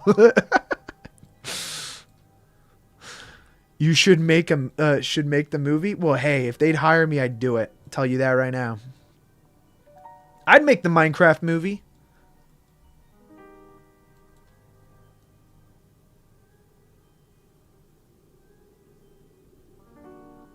Okay, that's pretty good. We're going to have to roto some of this edges on the right side here and the left side here.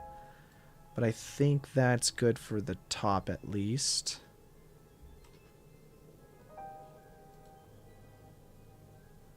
buy the movie and make the animation yourself, you will be in profit. Sure, dude. I totally have.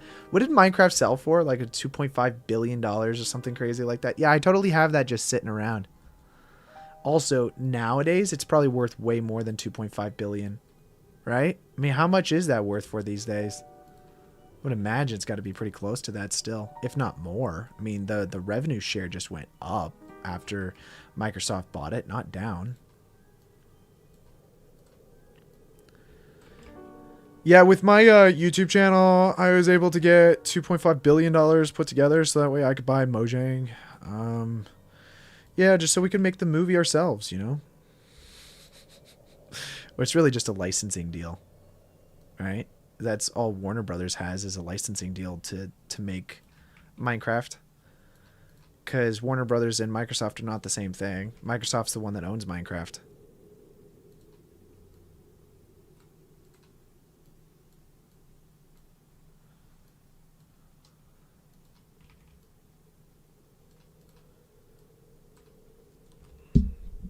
Today, Connor is in a mode. Nah, dude, I'm just rotoing. When you roto, you get in modes, you know? You get in that mood, right? Like, it's just that, it's the roto mood. The mood that is only defined by the constant roto that you have to do. Ugh. But I love it. I love roto so much. No, I don't. All power to the wonderful people in life that want to be roto artists. I don't personally want to be a roto artist.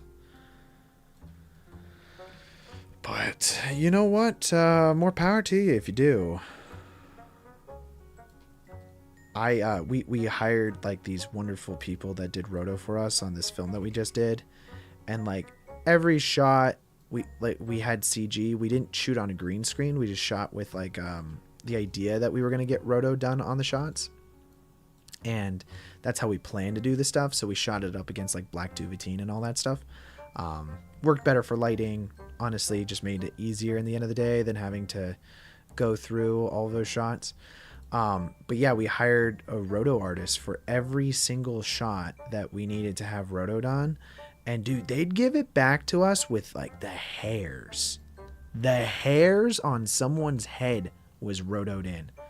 What craziness, man.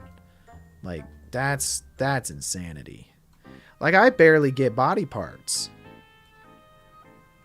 Just buy Minecraft Premium account, you're gonna have all rights.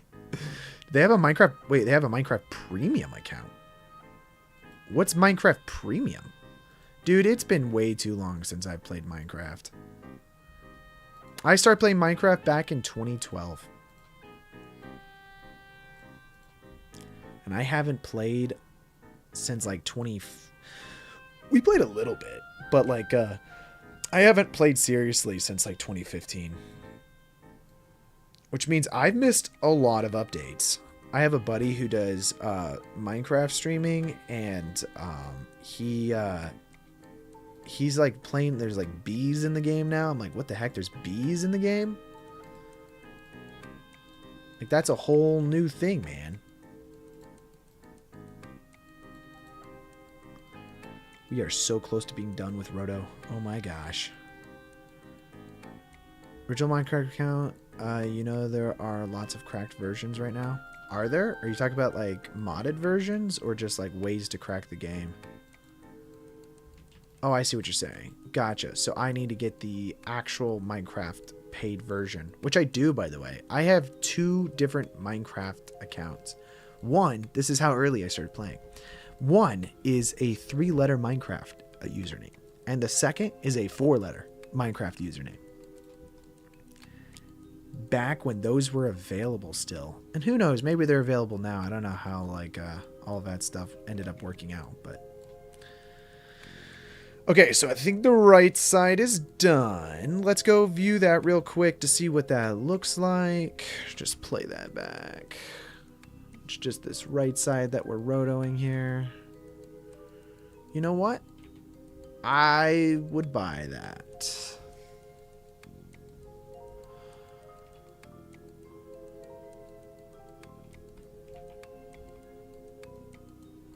It's not a modded version, but you can launch MC with different launchers with no purchase. Gotcha.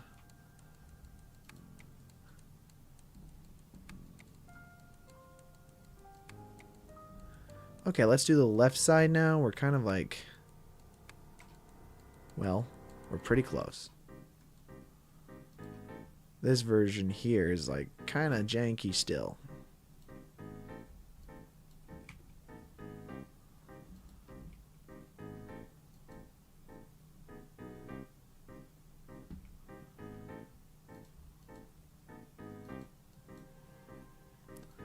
Oh, that comes in, so we gotta clip that out a little bit.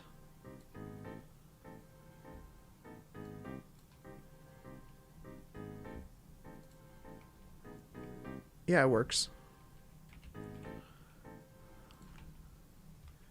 Not gonna lie, we should probably remove the American flag, especially if it's like an alien, you know, film. I'm having some jitters at the top here.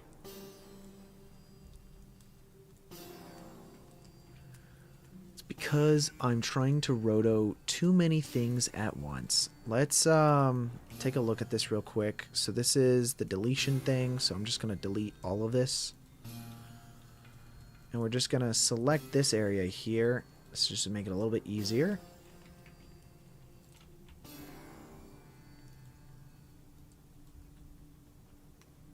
Hey, Tyrick, how you doing? Welcome to the chat.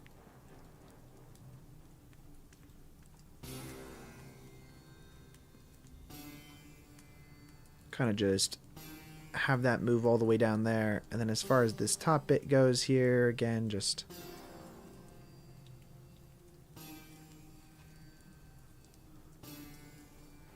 I thought the stream was going to be a keying stream, but it came to a roto stream. Hell yeah, you did, dude. That's what life is. Life is all about roto.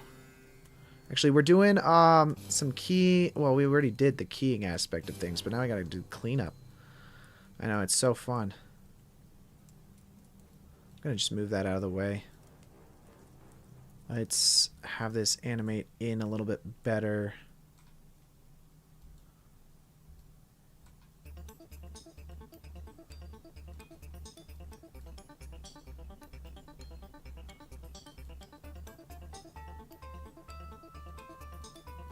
Yeah, that's fine.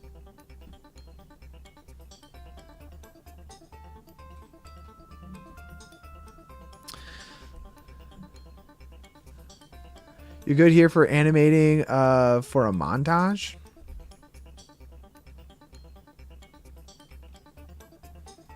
That's cool. What montage you animating? Okay, that works pretty well there. Just keep saving your work, boys. Keep saving your work.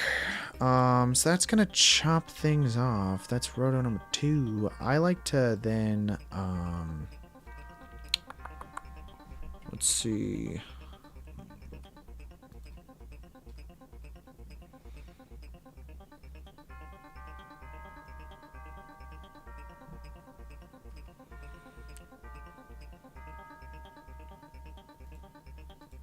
We're gonna want to subtract from this guy, so let's add in another tracker or something like that. That basically we can roto this stuff in. I mean, we can always do this just manually, so I'm just gonna do this pack here first. Let's just do the back side of this.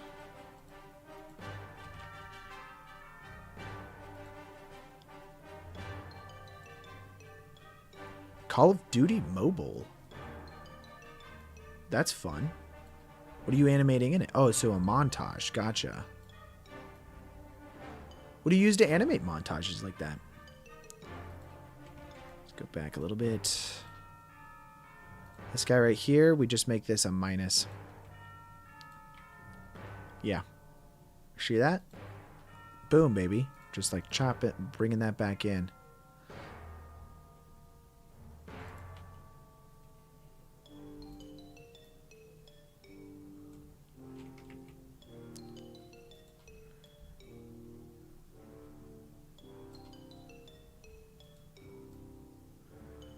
Just... Okay, that's good.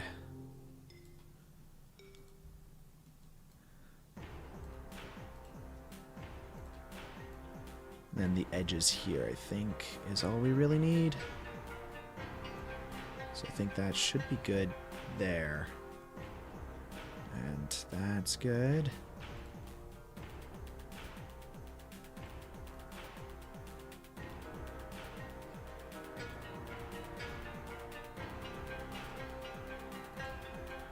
Need that to have less of a curve. There we go.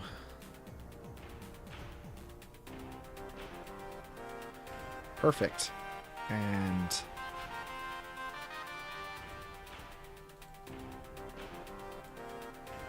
just clean those edges up a little bit better. There we go. Okay. And then once we're at about here, I want that to straighten out. And then let's just make sure we're following that edge a little bit better. It's 1 a.m. for you. I'll sleep. Keep having fun while you're doing rotos, Connor. Have a good day. Hey, thank you so much. Check back later. We'll be doing the rest of the tracking on the rest of this stream. But also use Blender. Oh, I'm missing a lot of chats here, aren't I? You're suing Blender? Suing? Using. Gotcha. Okay. Don't sue Blender. What'd Blender do?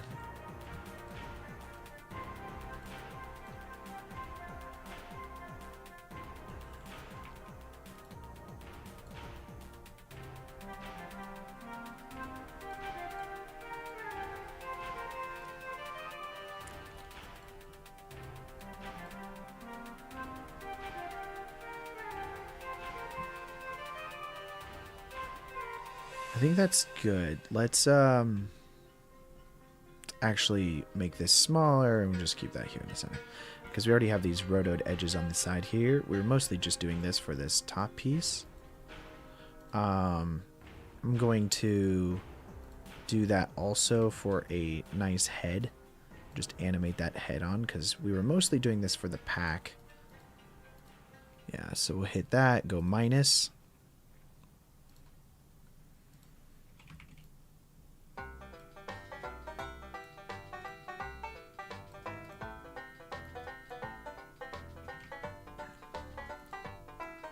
And yeah, you could barely see the head for this, but you know, just add a few keyframes into it.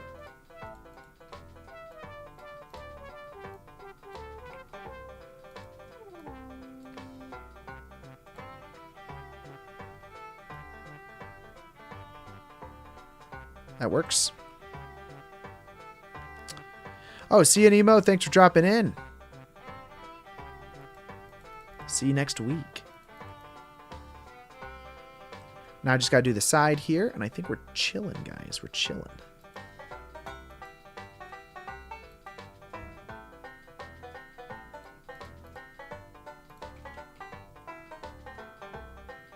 Set that to minus as well, and then just backtrack this. We're only using this again for like this subtraction here, just because it was a little harder to get a roto of that edge.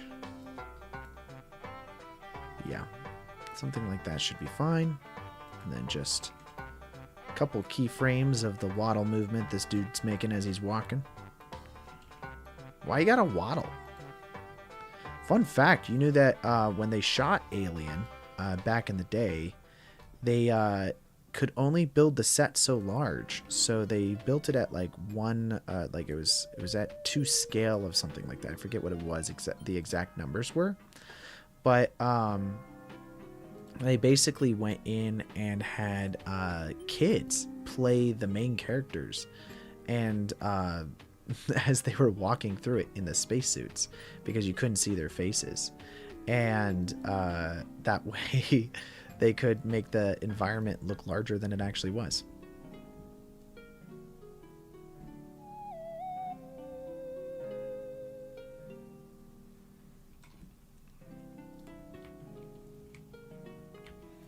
Perfect. So now that works there. We only have to worry about the left side here. I need to create like a quick roto of that. So let's grab this real quick here. Just trying to chop, oopsies. Just trying to chop out this edge here.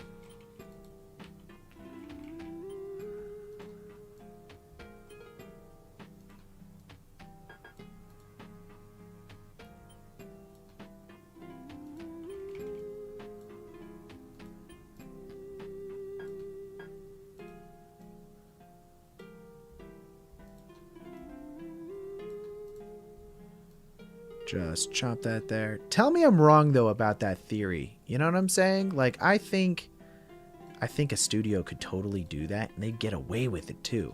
Just because like audience will think like, oh, you know, we were the ones that were changed their mind.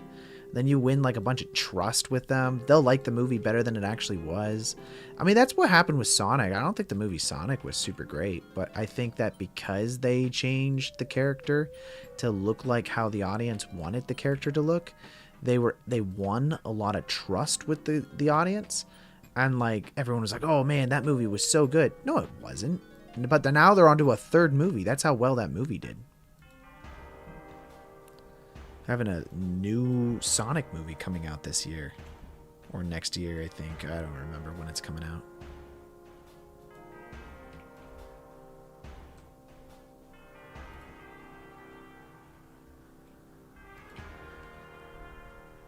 Okay.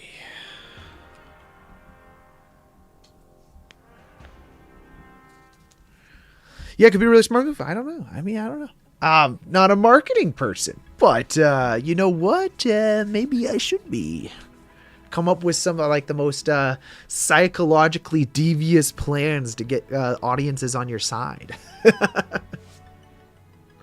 Purposely releasing a bad trailer, then going, oh no, we hear you, fans.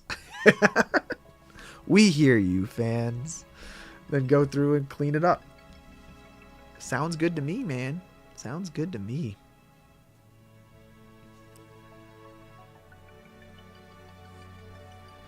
This is pretty good.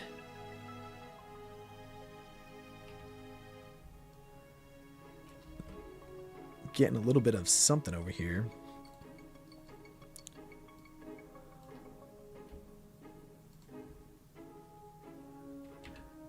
AKA Mr. Beast? What do you mean? What did he do?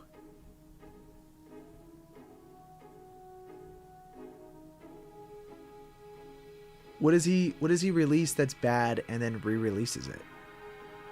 Because I know all the drama about him otherwise, but plus it helps them a lot now with all the mistakes Disney's making. True. Well, hey, I mean, Disney could do this too, man.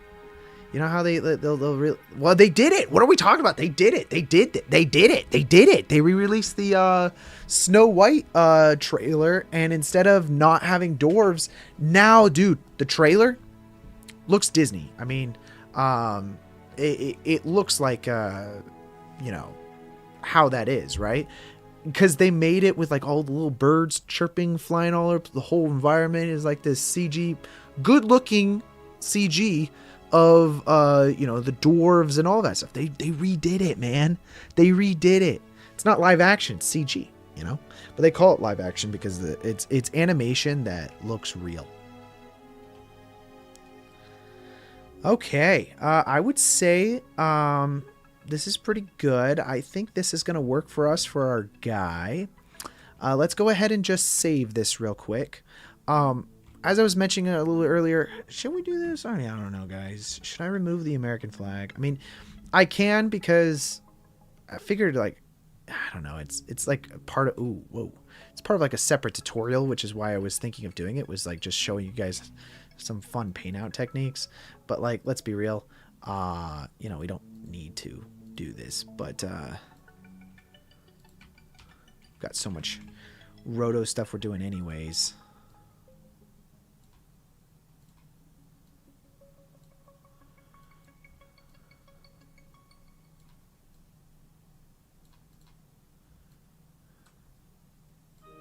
Just cleaning this up.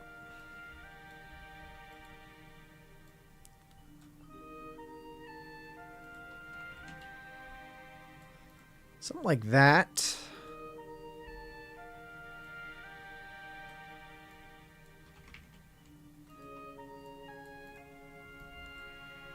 A little bit better, and then that could just follow that edge there. Perfect. his marketing is kind of evil. I'll be honest, I don't know how Mr. Beast markets, because he just puts YouTube videos up, doesn't he? Or are you talking about the stuff he does with inside of his channel?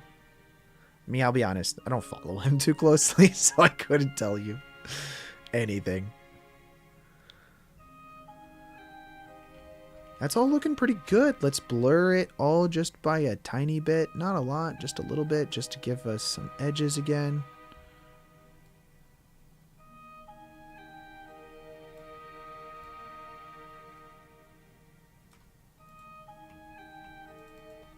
Wait, what is this doing? Oh, wait a second. What?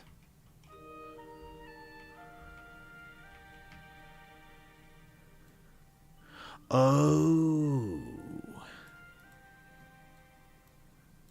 Gotcha.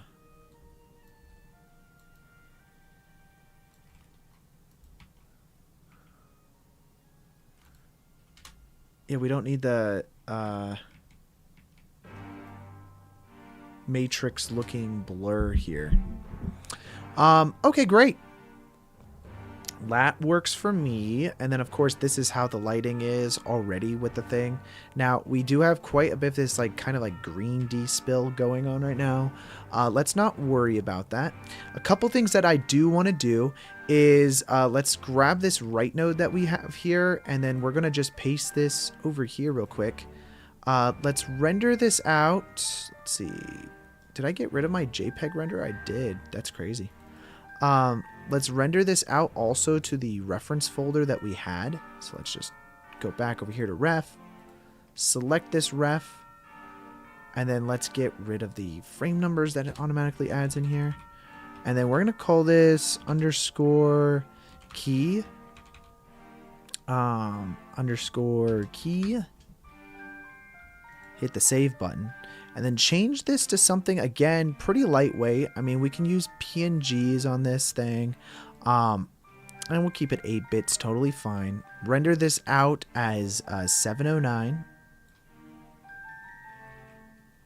Just hit the render button. And that's going to have like our alpha channel baked into it if we enable the alpha here. Which I don't really have alpha, but... trying to make sure we do here. Let's use a shuffle node.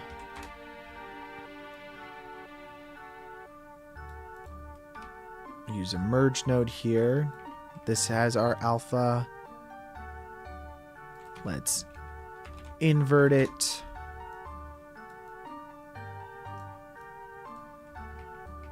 And then let's use this as our chopper. And again, go into here, invert it. So now this is just our alpha that we have. Use this shuffle node. And then this shuffle node will take the A input and then the alpha. And then we're just going to plug this directly into our alpha. So now if we go view our PNGs that we're doing with Rec 709 output, let's see, PNG writer is not found. Oh, PNG A, whoops. Get rid of that. There you go. Now we've got our alpha of our dude here. Bring back the old Mr. Beast where he would tip pizza delivery people $1,000. I'm sure he still does that, guys.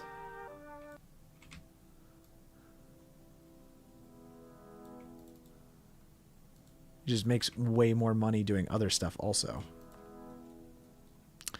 Okay, great. So now with this guy, let's go ahead and just render this out. So we're just going to render it real quick. Hit the save button. And then this is going to give us our guy over alpha channel that we can now drop into our Blender timeline. And we're just going to use the PNG sequence here as kind of like a easy method of lining things up. We're also going to render it out as a pre-rendered EXR sequence because that's what we're going to use for the actual plate that we're dropping into the 3D timeline. But for right now, for our purposes, we're just going to render it out at the same resolution, but as PNGs, just so it runs quicker, so we can see it really fast. Everything loads really quickly. While this is happening, again, make sure to hit that subscribe button if you guys haven't already. We are so close to 2,000 subscribers. And if you guys aren't part of our Discord, join the Discord. Link is in the description, where we you know, I have some announcements over there, some special stuff as far as that's concerned. But also, if you guys want to share your own stuff, there is a showcase section. I would love to see your guys' work if you guys want to post that. Made you a quick D-spill setup. You can drop it into your 8-pipe dude. Okay, send it over on the Discords if you're part of the Discord. It's the best way to send stuff to me. I got this from Bang. Or Quintessa. Okay, now that that render is complete, let's load in our Blender project. And before we get to the Blender project, we actually want to do some camera tracking and then import that camera tracking. So let's stay here in Nuke for just a moment longer. We're just gonna drop that up a little bit higher. We use a camera tracker and just go view that camera tracker. Let's see. Over here, we're going to use this for 3D tracking. Oh, this is the beta version. I kind of don't want to use the beta version. I prefer using the classic version, personally. Oh, maybe I was on the classic version. Okay, and then now with this, we're going to use some roto. So let's drop in a roto node here. And just like we did before, let's roto out our guy. Actually, we could, instead of doing this all over again, just copy paste our roto node that we have down here. This should just have our main roto of our dude.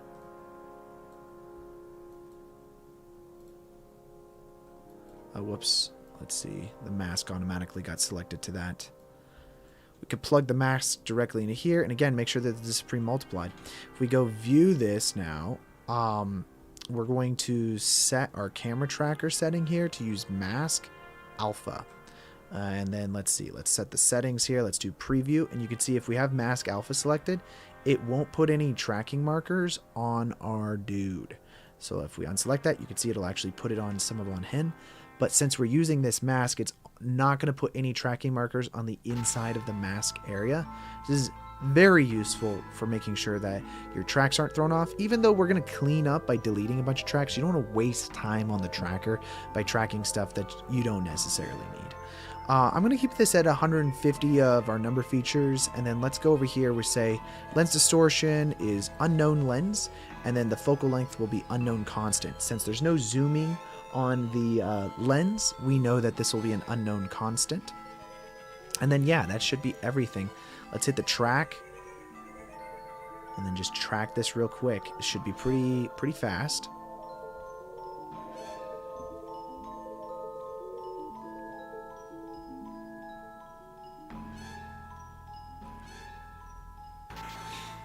It's going to go forwards, and then it's going to go all the way backwards on our sequence just to double check to make sure all those trackers are good. And since we have a roto of our area, the biggest thing that's going to throw us off is it's trying to track this light bulb here, and that's not a real kind of like hard surface or anything like that. So that is something that's going to try to do. If we go to auto tracks here, actually first we have to hit the solve button. Let's see what our error comes out to. Already a super good error. However, I know that there's mistakes. Like obviously it's trying... Why can't I zoom right now? There we go. It's trying to track the middle of kind of like this green area. Another thing to note, oh, I am already using the denoised version, but make sure you're tracking denoised footage. You don't want to be tracking stuff that has grain that's moving all over the place, because that's going to screw up with your track as well. So that's just something to keep in mind as you're doing that. I already was using that because I'm using our BG2 source here. We already rendered that out earlier as a clean version of our shot. So there we go. Now let's go to our auto track settings. We're going to delete the rejected tracks that we have. It'll get rid of all of those red ones, and we'll delete the unsolved ones as well, all the yellow ones. Let's go ahead and also adjust our max track setting. Let's just bring this number down a little bit further. Obviously, this is trying to do something through a lens flare. That might be problematic. So you can do all of that. Let's do delete rejected. That's going to bring that number down even further. Let's delete the max error on a number. So like, let's just bring that down as well. Let's delete rejected. And that's going to keep bringing those numbers down. Now, we don't want to lose too many of our trackers because eventually we may not be able to have keyframes on every single frame of our footage. But this is pretty good. Okay, so now if we go back over here, we can, we can update our solve if we want it to. But I think for right now, let's just output a scene plus. We will keep our linked output here. So if I hit create, it'll import a bunch of nodes for us already just right off the bat. And one thing you'll notice with this, let's just put the mask on this side so that way keep things a little bit more organized over here. I'm gonna just make this lens distortion all the way over there, and let's just align that up as well. Now, one thing you'll notice is that it's going to undistort our footage right here, which, why is that? Couldn't find function. Is this a bug? What's going on here? Let me try this again. We'll delete this, keep that. I'm not going to link it this time. Maybe that was the problem.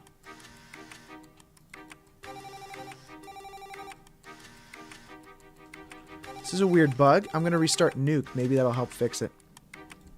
I'm also going to close some of my other softwares that we are not using right now, such as Blender.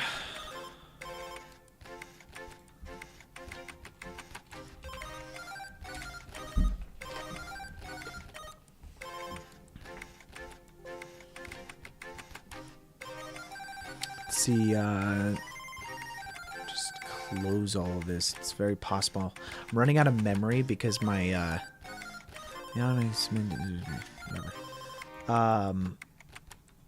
I'm running out of space on my C drive, which is just like a constant thing for me. Workspace to screen. There we go. Boom. Okay, that worked. As you can see, this is going to undistort it pretty nicely. For us, fantastic, actually. I'm going to move this over to our B pipeline here, so that way, again, we're keeping things a little bit more organized. So now we can actually track our stuff in here if we want, and so on and so forth. We're also going to be using this later below everything else. We might actually want to output this PNG again without this because we're using the undistorted version of the shot. Let's see. I'm going to try to do a couple things here. So if we import this into our environment, if we keep the camera move on it, we can actually then place him where we want into our scene.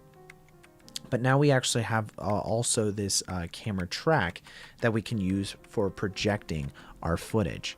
So let's use a right geo node. And we're going to take this guy and we're just going to plug it directly into there. And as you can see, we have our camera here. We're going to want to do some setups though. Okay, so inside of our environment here, let's use... let's go to this camera tracker here, and if we select the ground, which weirdly everything's grayed out right now. Why is that?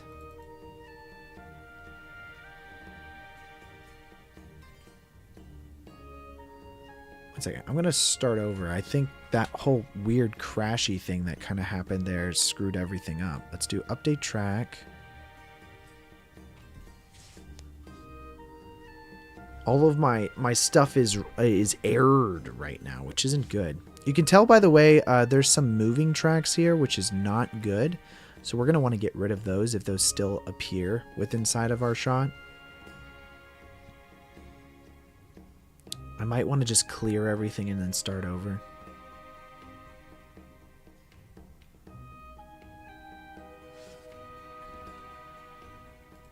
Okay, and then go back to auto tracks here, delete the rejected tracks, delete the unsolved tracks, keeping all of our settings. Let's do max error. Yeah, I'm going to start over, guys. I don't know what happened here. Let's clear the solve, clear the tracks, and then we're just going to start by tracking this. I don't know what happened there. That was kind of crazy. Everything was working just fine. I restarted Nuke and I lost my tracking. All good though. It's not that hard to track this shot.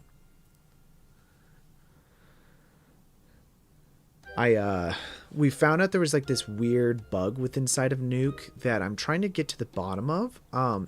At my work, we use 16 gig fiber optic cables to connect to our SAN network, which is pretty fast running storage space that we mount onto the computers.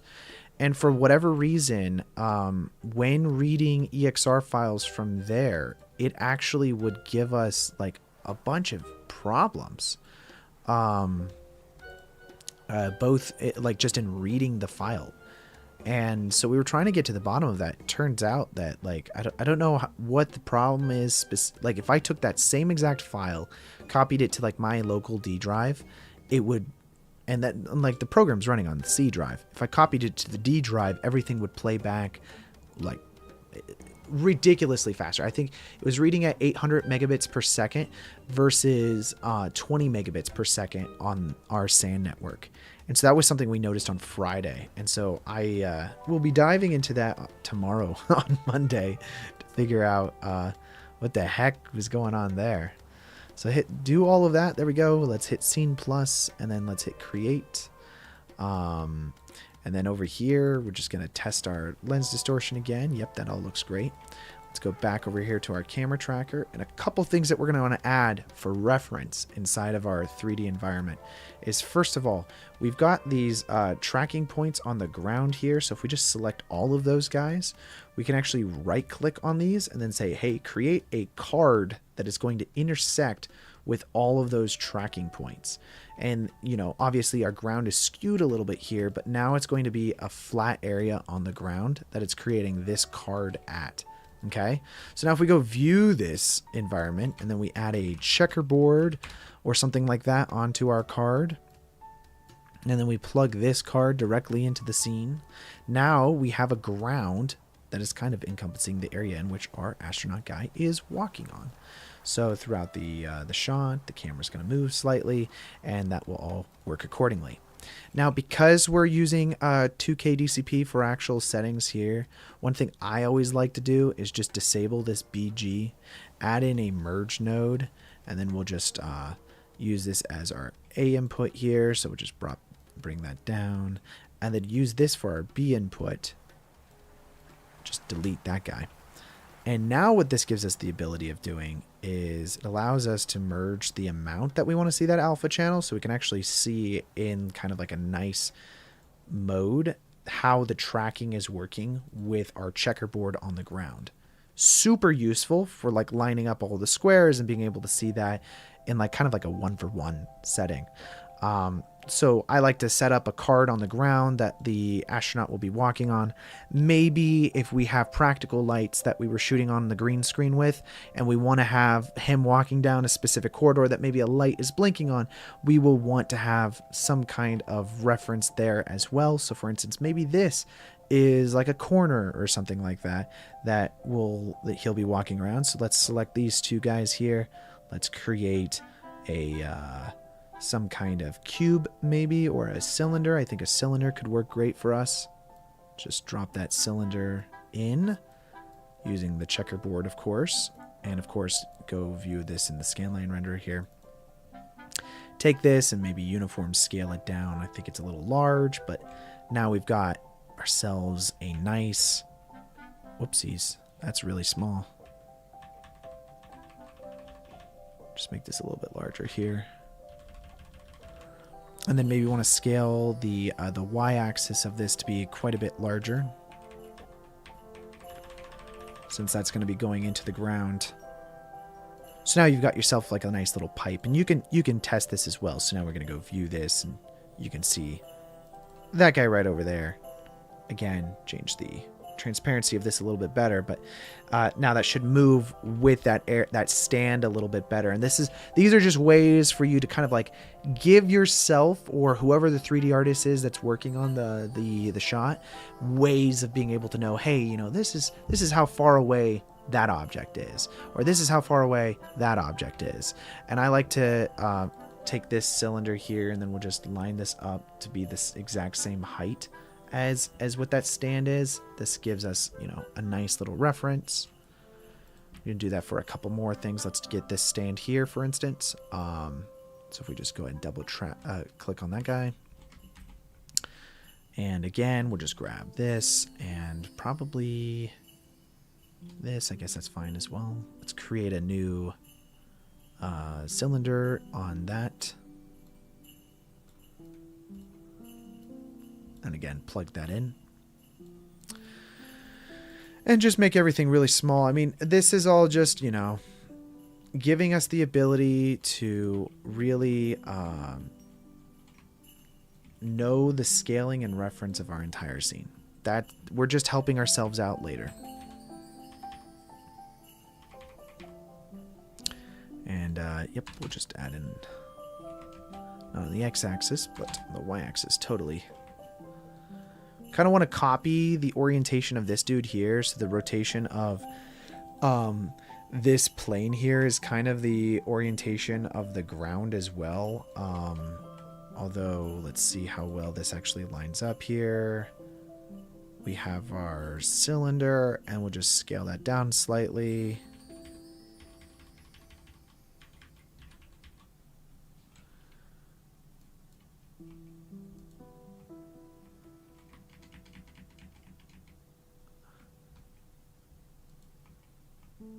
Oh, I was grabbing the wrong one. There we go. It's like, why isn't he moving? I'm just going to move this over on the x-axis here, and then we can just change the y.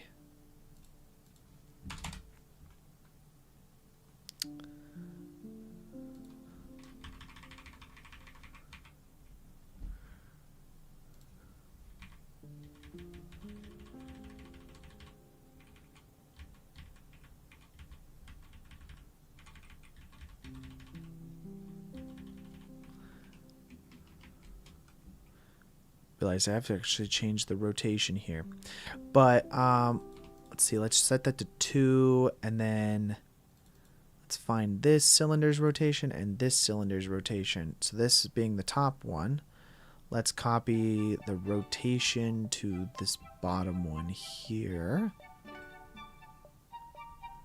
Actually, interesting enough, I'm not rotating this really at all. That's fine. We're just using that as a reference.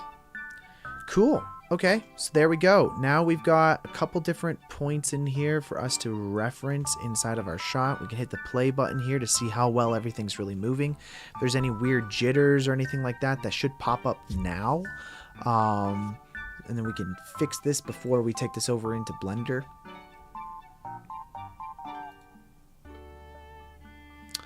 So let's just check all of this now.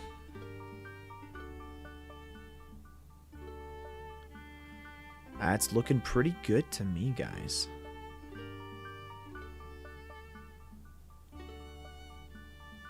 Yeah, it looks really good. Okay, great. Now, we've got ourselves kind of like this setup for the reference, and I'm just going to add a backdrop here. This is our ref. Okay. And we're going to go ahead and just do a right geo node. Let's go ahead and save as we're doing this. And then this is going to be plugged directly into here. Now we're going to output this to our D drive with our streams or projects, our streams. Let's see, where's that at? Live streams. I always forget. Let's go ahead and just add a folder here called live streams. Streams, and then today's date. Create a new folder called VFX material. We changed the name of all of our stuff this last like couple months, so like I'm taking a second to realize what the old one was, because this is how we're just doing this.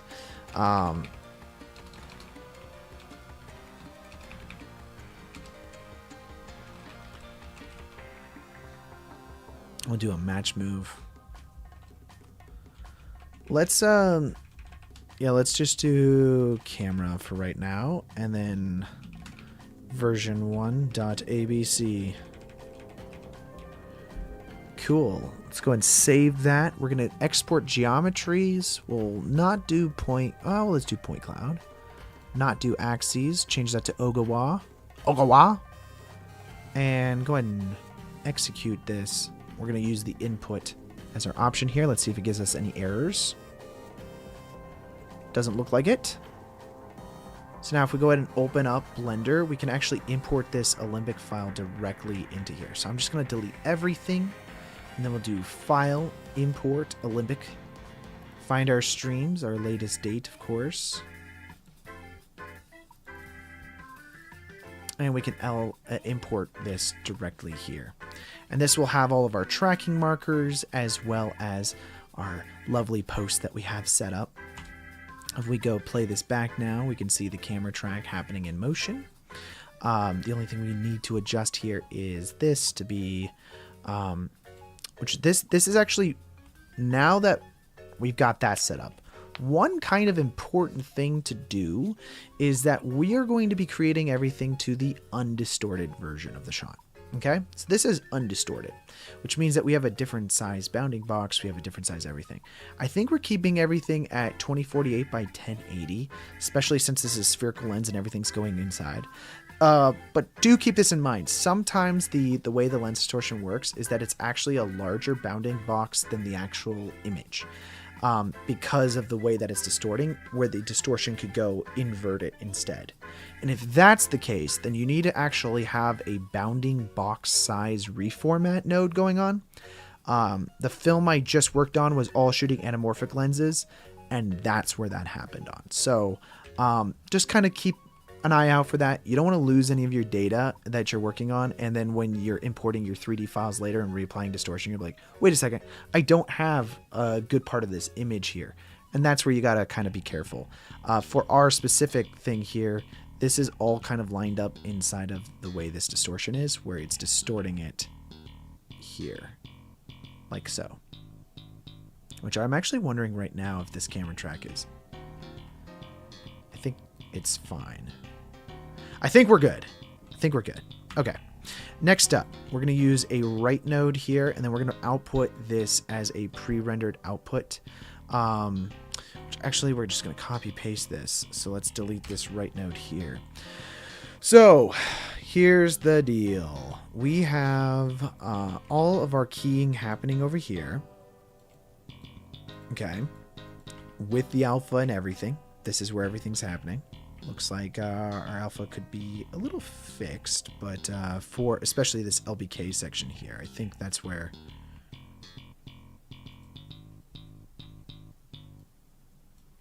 some of our problems are coming in. Oh, no, this is me.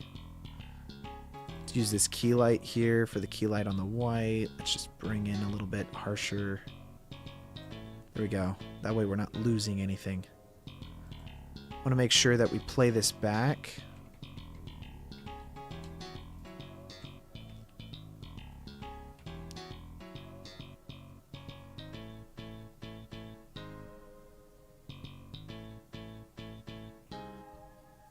It's looking good. Desync key. Obviously, we have a lot of despill problems here. I'm not too concerned about that yet. Mostly because we're going to do Switchlight, and I'm curious how much of that is going to be fixed inside of Switchlight. It may be problematic. I mean, we may want to go here, and then let's see. We're going to undistort our keyed out plate here. Now we've still got that going on for us. We can then throw in a hue correct, and if we do green spill, we could do green SUP here. And if we find like this section here on our green, we can take this green and we could just despill it slightly, like we could do that here in the key here inside of the comp before we send this to Switchlight, which, not gonna lie, is probably a good idea. That way we are kind of getting rid of all of the problems here before it's trying to relight anything. So yeah, let's just go ahead and keep this enabled here. We're just going to get rid of kind of like that green spill that's being caused there. Looks like we actually still have some alpha issues. Let's Let's fix that real quick. I don't know how I missed that one.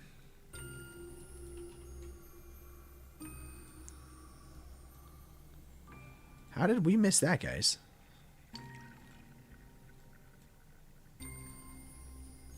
There we go. Easy peasy. Nothing crosses in front of it. No biggie.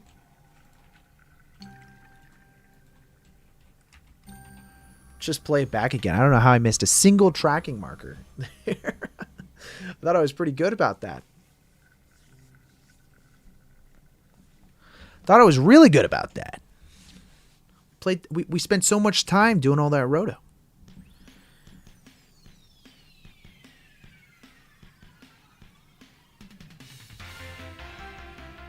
Which, by the way, if you guys don't have Nuke, that's great. By the way, they do have Nuke non-commercial, which is a free version of Nuke, and you can do HD versions of shots there.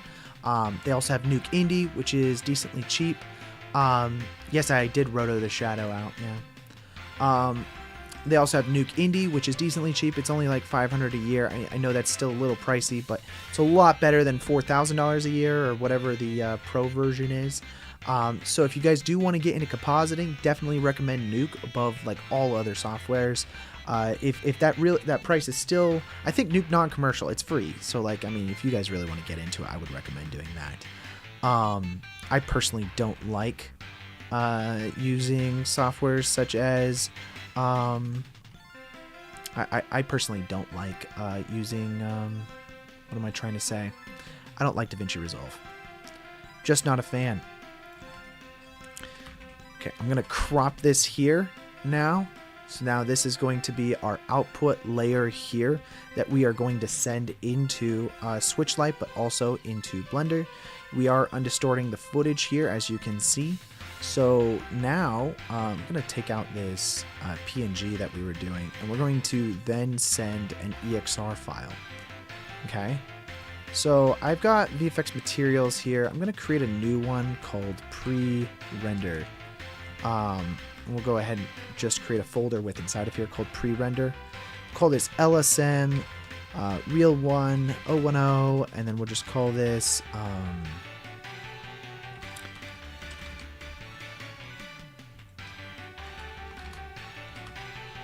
we'll call that key. I think that'll work for us for our name. So we'll call that key slash,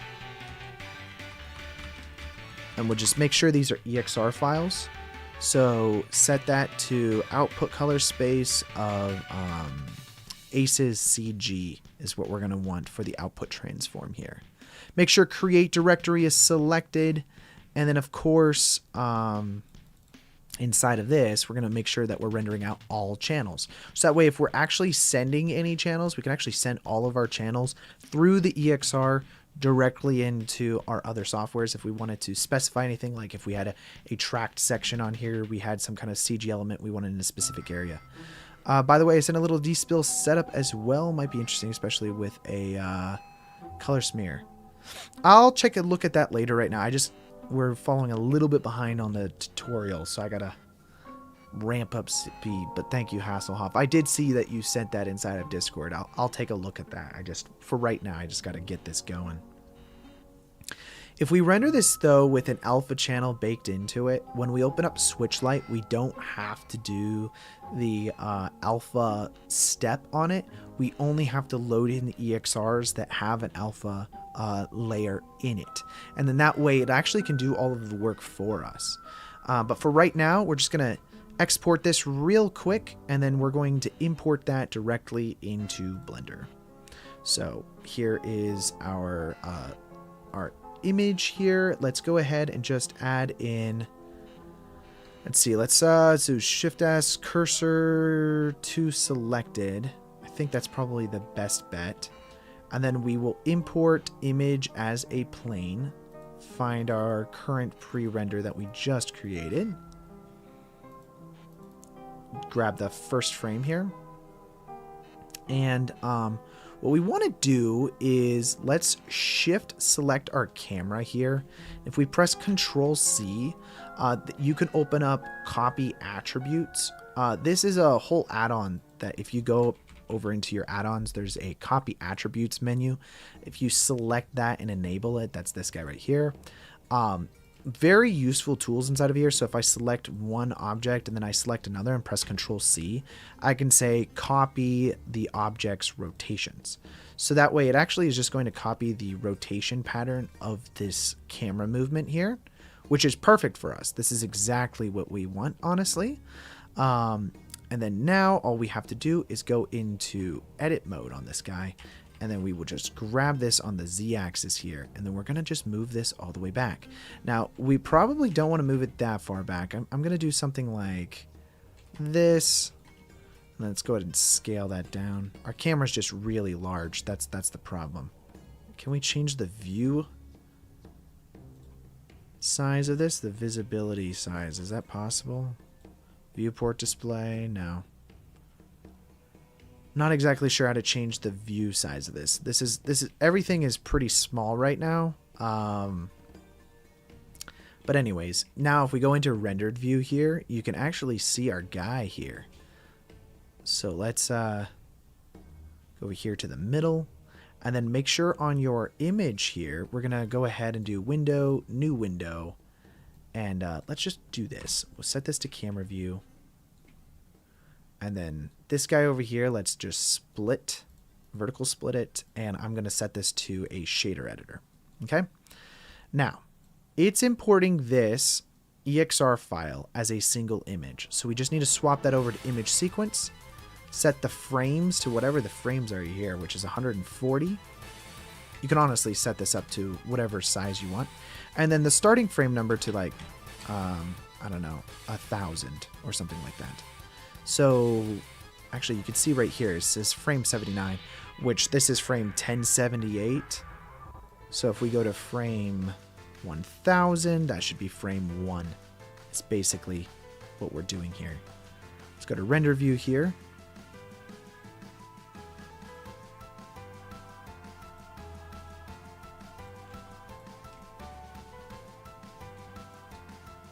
And let's see. There we go. Set both those to frame 1000. That's 1001. Oh, I see what's going on here. Set that to 999 on both those. Why is it 2 frames off?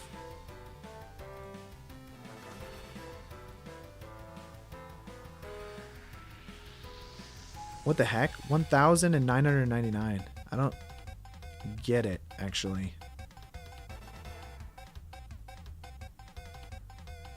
There you go. So that kind of works. Next up, we now have our image here. We basically need to take this guy, and he needs to move from where the camera's position is, I believe, is how we kind of have to have this set up.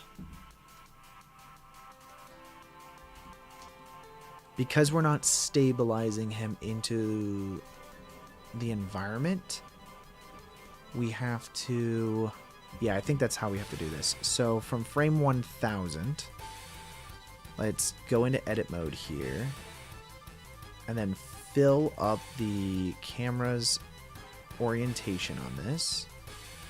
And now if we go into the camera view here, if we say project from view, and then we take this and then parent this, object keep transform. Now this guy is going to animate, let's see, let's go to render view here, as he's walking. Perfect. The only thing is his feet are invisible right now. So now if we grab this on the Z-axis,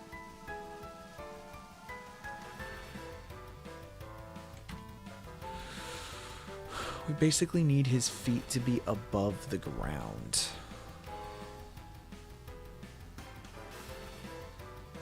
Which, let's see, let's hide that. His feet are above the ground.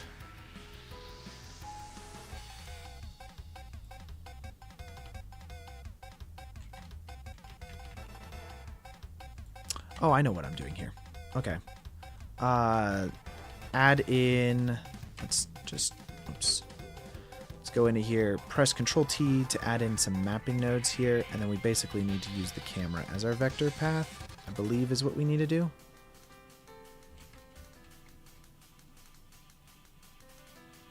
Right? Because we need to use the camera as the projection, so it's always 100% from the camera's view. That's the trick. I just can't remember how to do that.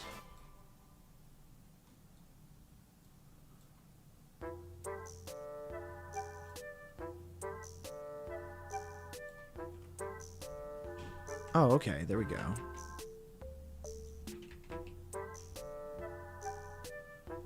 Gorgeous. Perfect.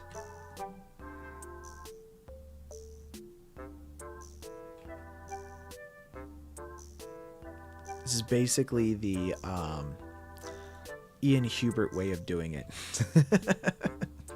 So now you have this. This is using the window. I believe that's the camera's perspective version of this.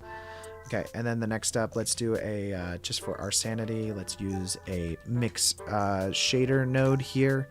And we're just going to plug this into that shader with a transparent BSDF. And then we're going to plug the alpha into the FAC. And actually, we might have to invert this. Booyah. So now we've got our guy. Now, in our viewport here, it's going to show it kind of strange. I actually think the camera should work. I don't see why we have to use windowed. I feel like camera should work, but it's not. So alas, we'll just use it this way. And then now, all we need to do is just scale upwards and then find the areas in which the feet are actually intersecting with the ground. That's basically what we're trying to do here. So now, just got to do some keyframes. Let's move this over. This is probably the right size for his feet there. We're just going to animate him walking away from the camera is basically what we're trying to do. So let's go here. We'll just scale that up and then do it until his feet are actually, you know, on the ground. That's basically what we're trying to do. So we'll scale that up to about there. Then we can scale this up.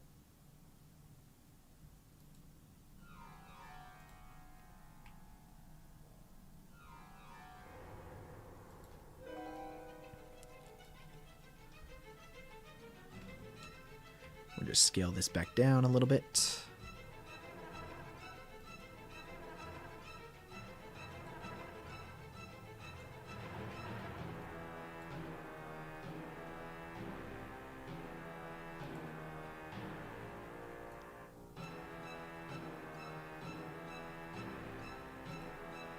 And unfortunately, it goes a little bit off camera here, so we're not going to be able to really compensate for that, but I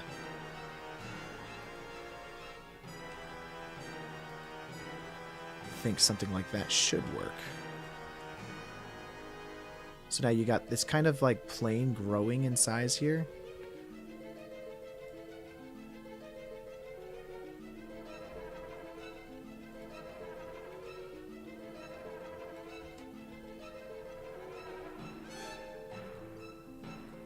As he's like walking away. So now we got our astronaut kind of like walking through the scene here. Is basically what we're trying to do. So let's go ahead and save this. Oh, that's right. I haven't saved yet. So this is a good call. This is a good call. Go into here. We'll save this under scripts, I think. And then we'll call this our LSM, real one, and then 010, and then lighting. Give it a version number, actually. Never hurts to have version numbers. Especially now that Blender has this new thing where you can just go up to File and then you can say Save Incremental. That actually saves as like a new version number automatically. Okay, great. Well, so that's super cool. So now if we use this as our mapping node for all of our materials, we can actually then relight our guy based off the environment that we're loading into here. Now currently everything is set into Eevee, but if we use cycles, and then I'll swap that over to GPU real quick. If we load it in Oh, I thought I just crashed it for a second. I was like, no way, guys. Just scale that out, actually. Looks like we're so close to the ground, but he's hovering a little bit.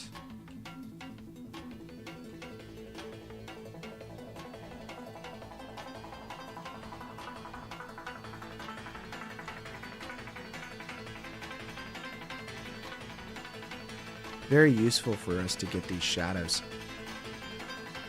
The only problem is his feet are, you know.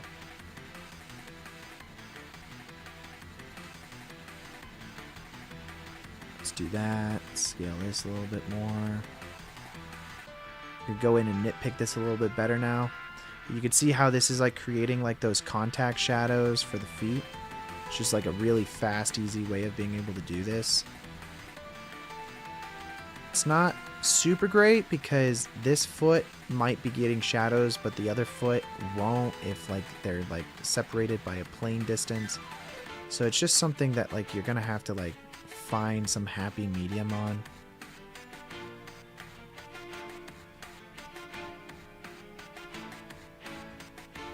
And all we're doing right now is we're just basically scaling up this image, and the point of the origin of it is at where the camera base is. So every time we're scaling, it's actually scaling away from the camera. Have I ever watched Arcane? I did. I cannot wait till season 2 comes out. So good, dude. So good. I actually shared the story the other day on my the trailer the other day on my Instagram.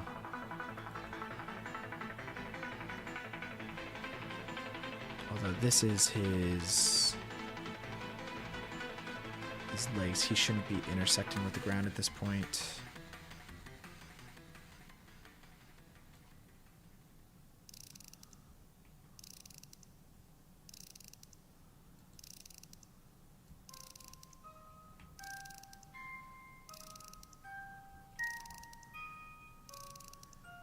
There we go.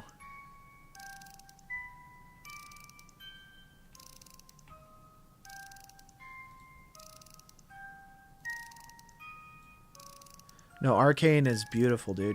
It's gorgeous. Great art style. Also, I mean, the story is also just very compelling. It's not just about the animation and art style of it. I think, like, the story itself is also just very compelling. I'm trying to recreate the intro. Yeah, dude. That's crazy. Are you doing, like, I guess the whole hand-drawn style effect and all that stuff as well? Okay, that should work, guys. I think. Now we've got the feet kind of interacting with the ground. This is great. You can kind of see the contact shadows coming from that as well. Super nice. Super, super nice. Okay, so the next thing we're going to want to do, though, is we're going to want to take this into, Switchlight, I think, and then this is going to give us the ability to, like, have things line up a little bit better.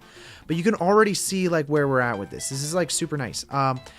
What we did was we went from Nuke, did all of the keying, and then now we basically are taking it into our, like, 3D environment here. We did all the camera tracking inside of Nuke.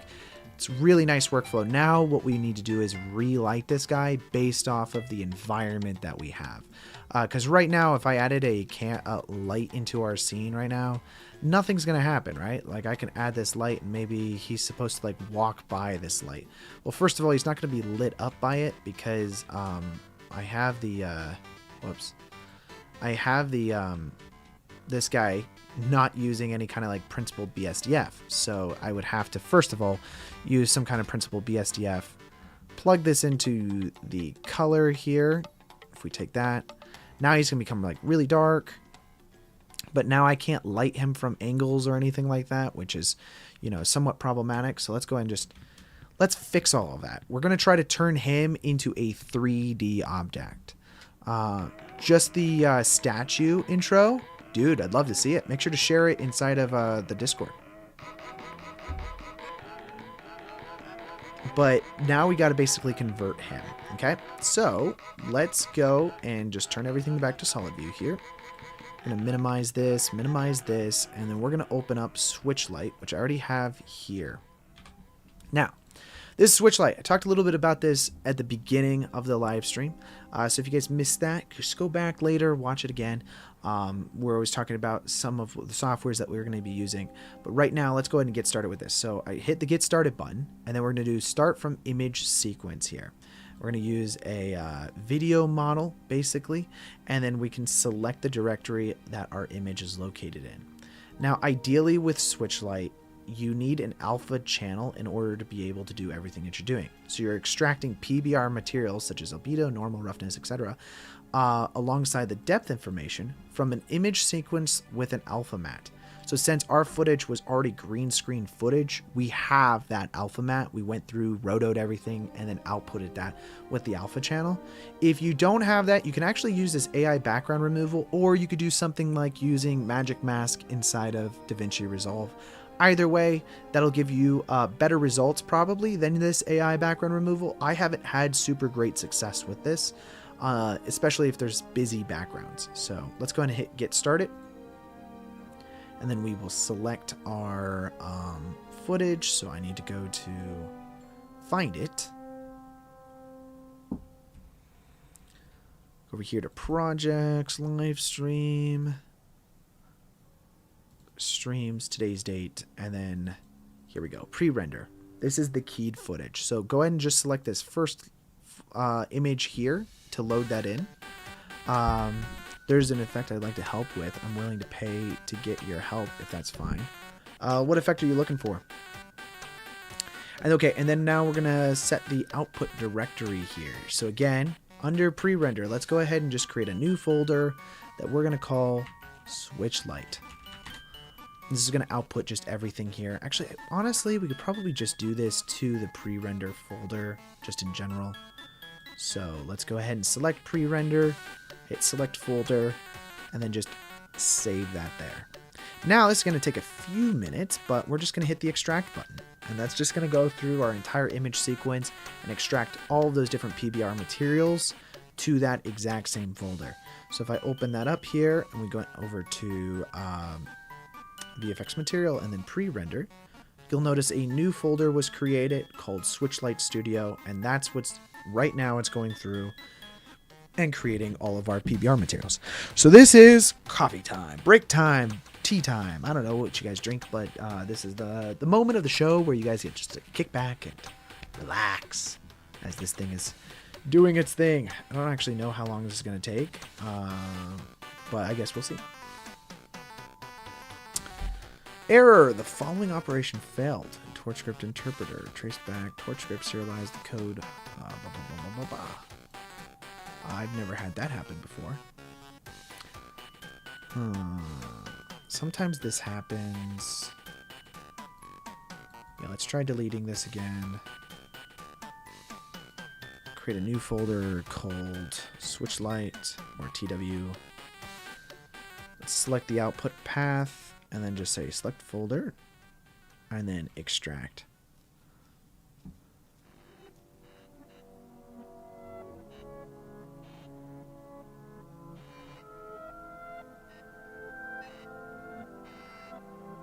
There was a scene in the intro where Jinx and Vi are standing in a hand. It had this fog behind them. Okay.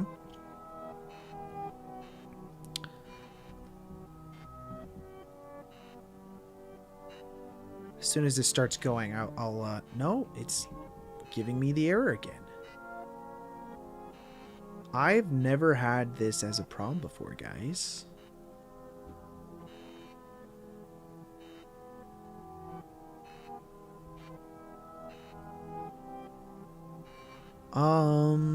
Let's try something else here. Let's make sure that it's reading is only doing RGBA. Let's render that out again with RGBA instead of all channels. Maybe because it has too many channels, it's having a problem. I don't know. Could be the issue. All I did was swap this from channels all to RGBA, and then I'm re-rendering this out. It's very possible that that's what the problem is. because it's only expecting those 4 channels. I don't know. This is just, it's just me theorizing here.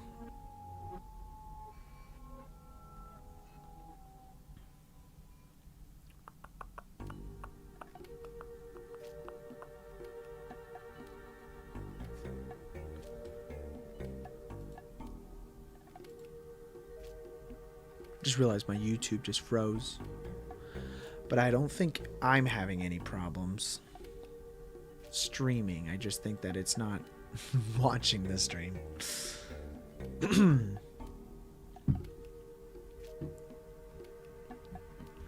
My voice is certainly getting dry.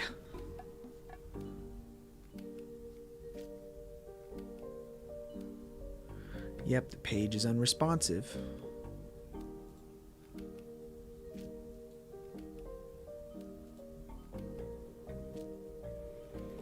Just wait till this render's finished, and I'm sure everything will be fine. I'm sure everything will be fine, guys. Let's go back here.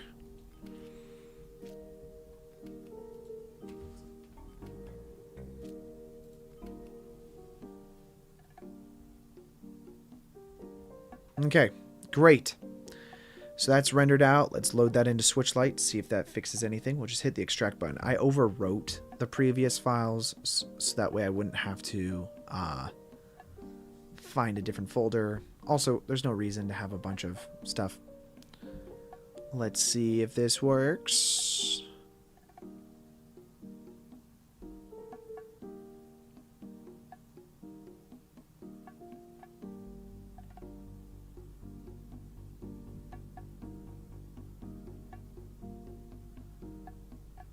Hasn't errored yet.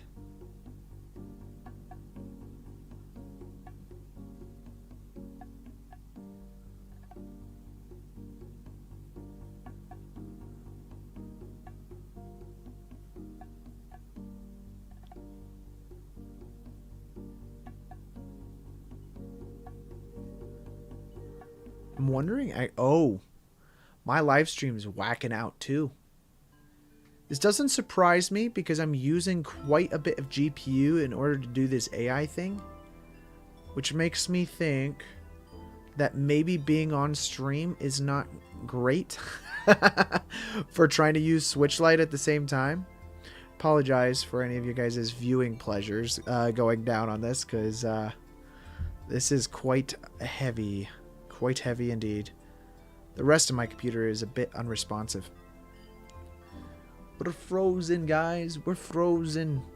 Woo! Oh, geez. Actually, don't know if it's actually frozen. I know I can't see the stream whatsoever. I think it is, because I could see it down on my cell phone, and it is very frozen. If this doesn't work, by the way, on stream, I can always do this in between this stream and next week's stream, since we're getting pretty close to the end of the stream today.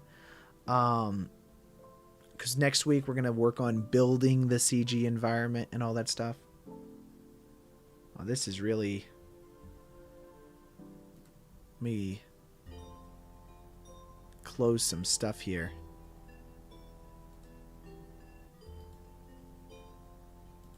I got too many programs open.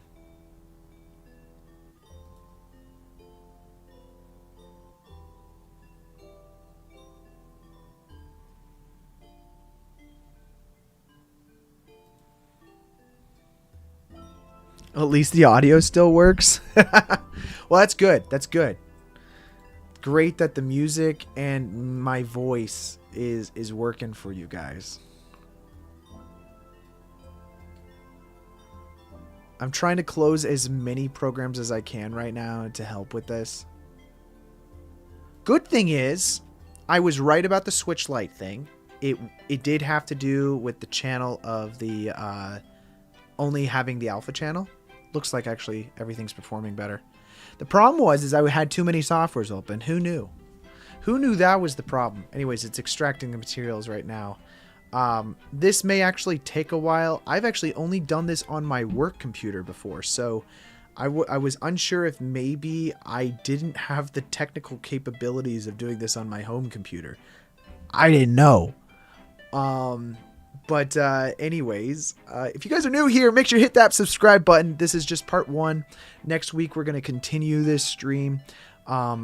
Ideally, what we're going to do is we're actually going to take all of this. Ooh, this is actually going pretty fast. So maybe I can do this all on this stream here today. But what we're going to do is we're going to take these materials and then project that onto our plane that we already have using the albedo pass, the roughness pass, and all of that stuff. And then that way we can relight our astronaut in 3D space. Next week, we're going to go into creating the entire alien kind of Covenant hallway. Very creepy. And that's going to allow us to relight our astronaut in that world. I think it's going to be super cool. I'm very excited. But yeah, no, this is going pretty quickly here now that it's going. Just scrolling down as we're doing this.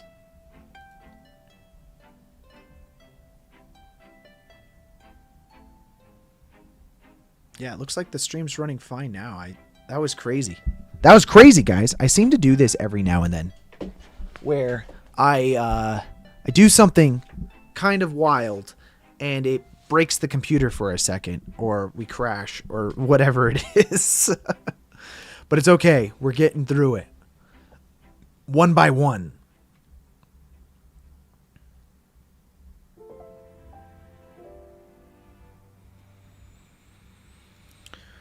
Oh, let's see. I want to check something real quick over here.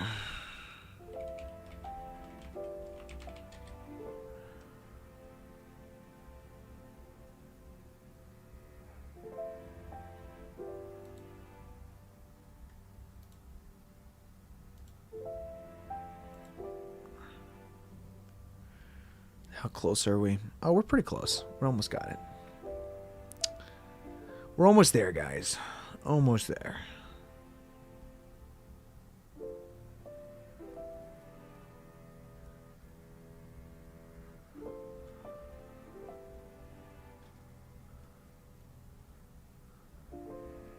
Then we could basically just plug this directly in.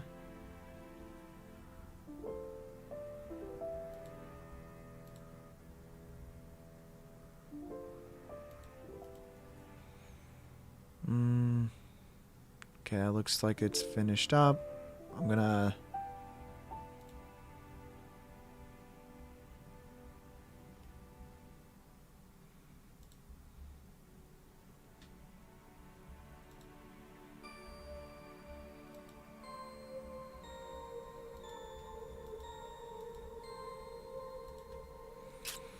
Okay, yeah, that looks like that. Oh, no, it's deflickering everything. 1 second. So we've got all the materials extracted, but it's rerunning everything with a deflicker. That's the biggest problem with AI stuff right now, is that there's just so much flicker on it. But they do a pretty good job of getting rid of it. We'll see how this looks.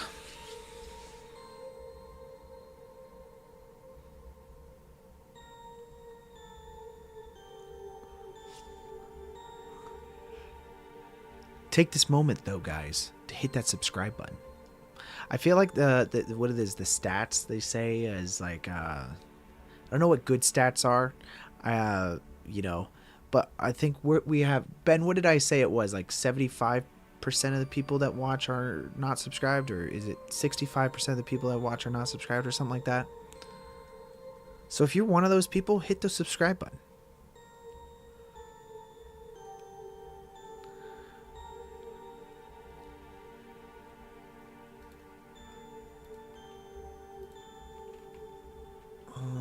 Let's see.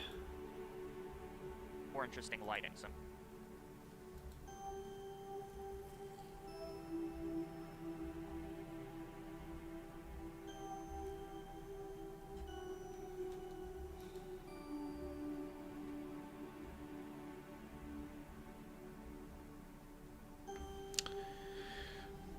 This is the stretch break moment, guys. The real stretch break moment. Oh. Ah. Ah. This is when I usually get up and walk around, you know? do the dances and the stretches as we're just, you know, there we go. I don't know. You didn't show that to me last time I looked. Mostly geography.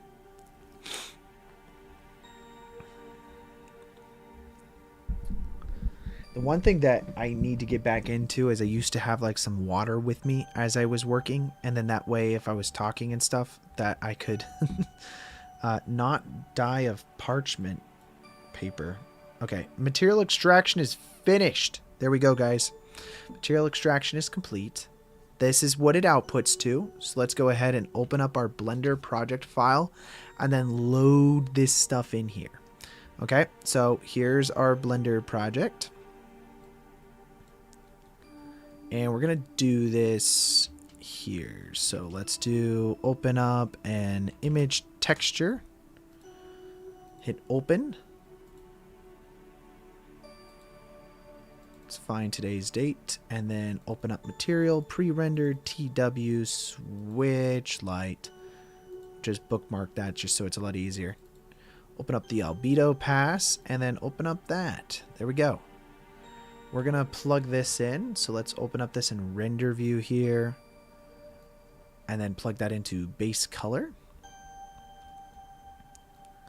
I'm going to use this whole mapping for the vector.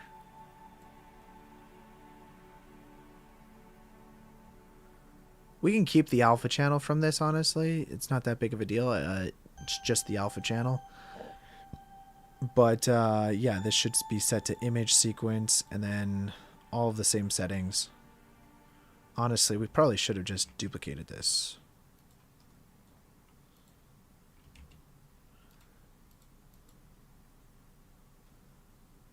And then use that for our albedo into the base color. Voila.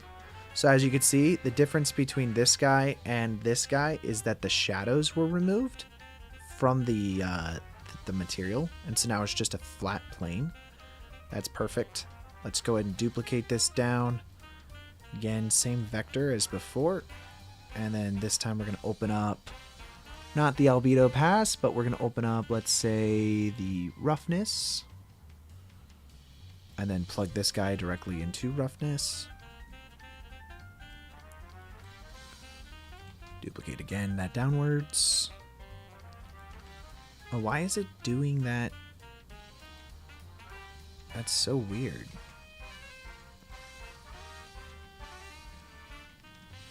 Oh.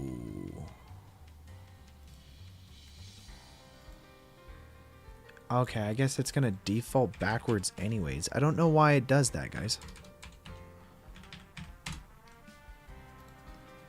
There we go. And so there's our roughness of our character. There's our albedo of our character. Let's go ahead and just duplicate that down again. And let's see, we're going to want the normals.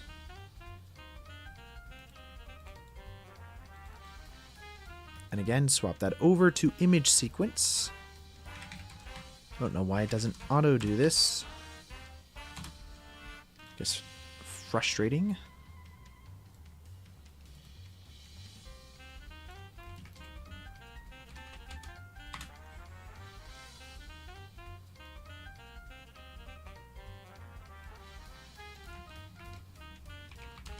Usually use normal map. And then just plug this directly into normals. That's going to give us a little bit better strength ability here. The really cool thing is now, what you can see we could do is this light that we added in. Where's that guy at? Here. Can actually relight this character, and it's doing it in 3D space here. Which is pretty cool. And then next up, let's go ahead into this guy. We're hit subdivide a bunch of times. Hit save again. And then we're going to move all of this over here. And then we're going to use another vector. And find the depth information here. Again, swap that over to image sequence. 140 and 1000. And now if we go view this, this is our, should be the depth information. What the heck is going on here? Oh no, I selected key for some reason. Let's go to depth, find the depth, change that back to image sequence. And then we can use probably something like a math node to really see this. The problem with depth information is it's not really normalized. So if you use like a greater than or something like that, you can find kind of like the threshold of where this stuff is really happening, you know, where he starts to disappear and so on. And that should happen like right around here, like right around 500 to 1,000 or something like that. So now just swap this over to a, it's actually a good question. What do we swap this over to?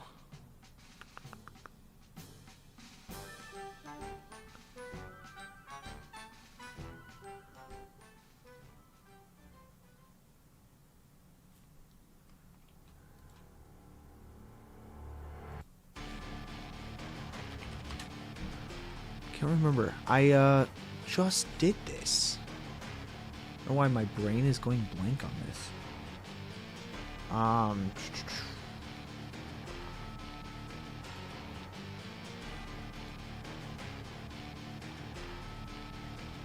feel like it's a something with mapping the range, isn't it? Isn't that in here? Or is it a separate node? Yeah. Why was it not? Okay, whatever.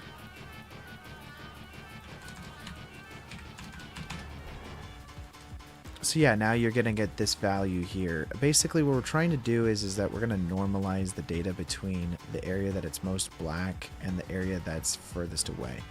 This will give us the ability to create this normal data that we can plug into our displacement specifically. So if we go ahead and swap that, smooth minimum should work.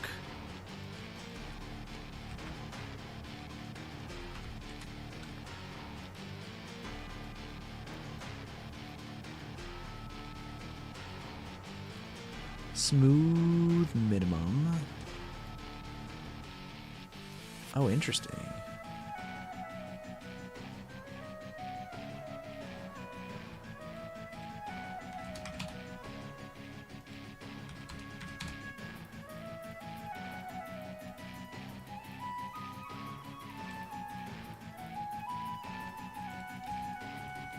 I think I like the results here. And then if we use this plus a bump node, I think might work nice.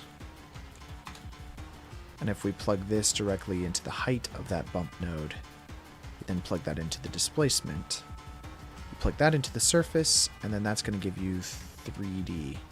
Now my only problem is that that's only working from the window perspective. I would love it if I could freaking get this to work in 3D space a little bit easier. But that would require me to change the vector. I swear I thought that camera was going to work. Do I have to select a camera?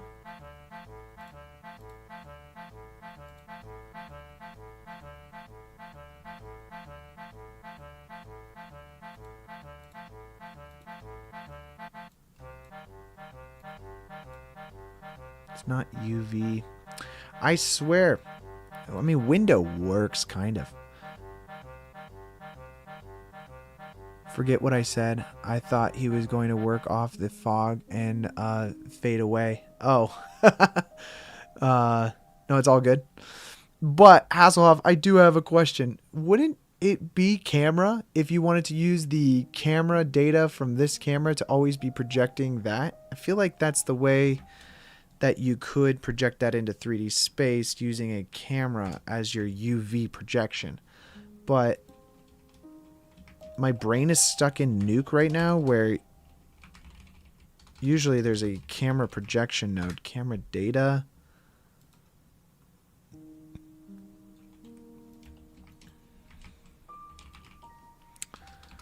Camera data. I swear there's a way to do this. I just don't know how that works.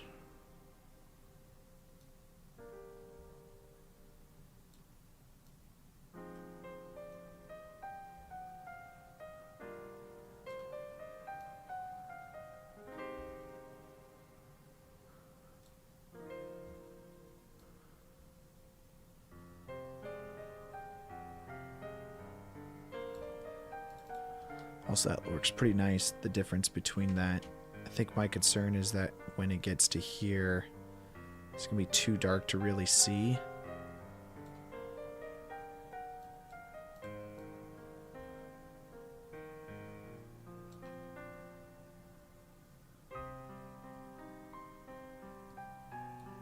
Yeah, but the problem is that the camera's moving, and then the character is moving as well.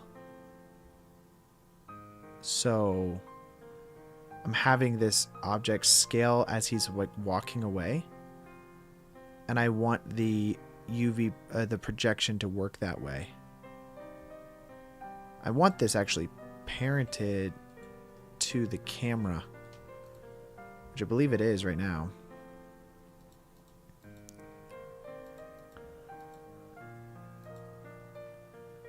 See, under parent, view visibility, shading, motion relationships. Yep, the camera.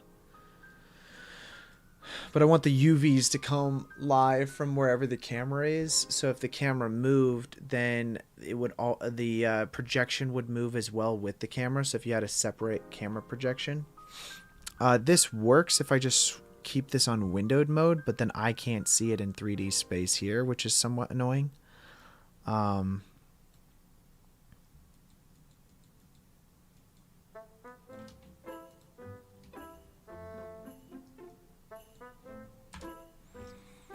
Yeah, I need to take that off of surface. That plugs into the surface node now. So this works pretty nice. Let's see.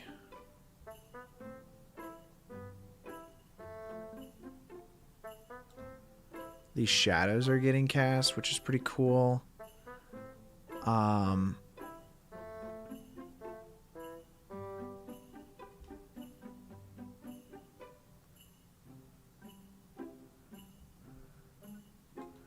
Everything works. I just want it to work slightly better. That's all. I think your grid plane needs a bit of resolution to get decent results. Yeah, no, I know. It's got a bit of resolution. The problem I'm having right now, though, Hasselhoff, is if I go out of... like, it's using windowed mode for the UV projection, so wherever my window is, it's doing it that way. And it needs to be using specifically the camera. Is what I'd like, but it's, you know, not adjusting to that. Let's see. You know what? This is what YouTube's for, guys. Let's see. Blender project from a specific camera for UV. Give me a tutorial.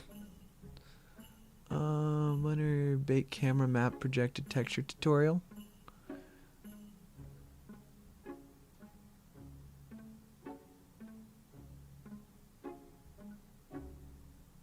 Sure.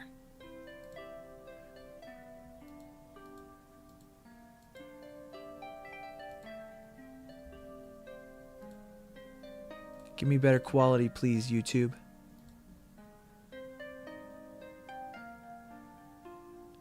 So it's using...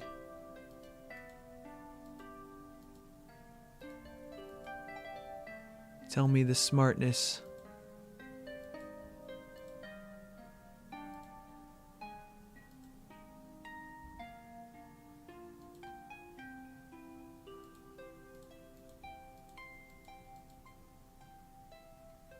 No, this is just all camera projection. I don't want camera projection as much as I'd like to have the camera be moving. Does that make sense? It's really easy in Nuke. I don't know how to do it.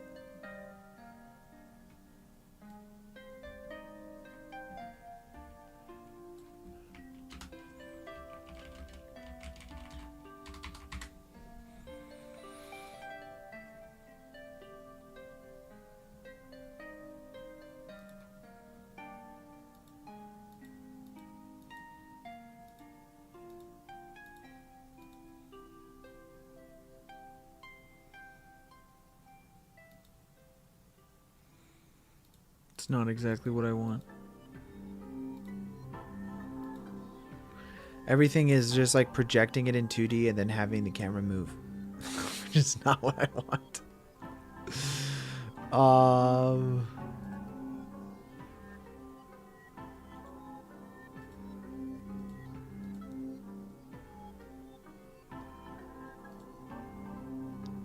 One second. I have one more thing I could look up real quick. Just Googling something.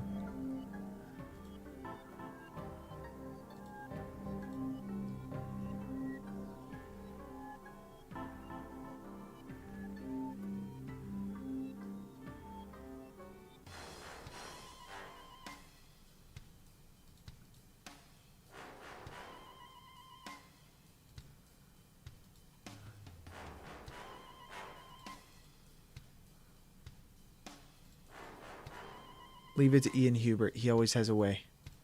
Figuring out from Ian Hubert how to do this.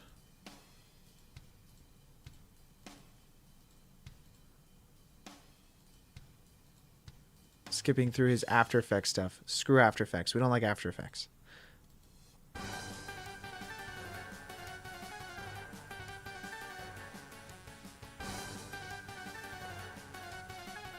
Oh, you know what? He cheated.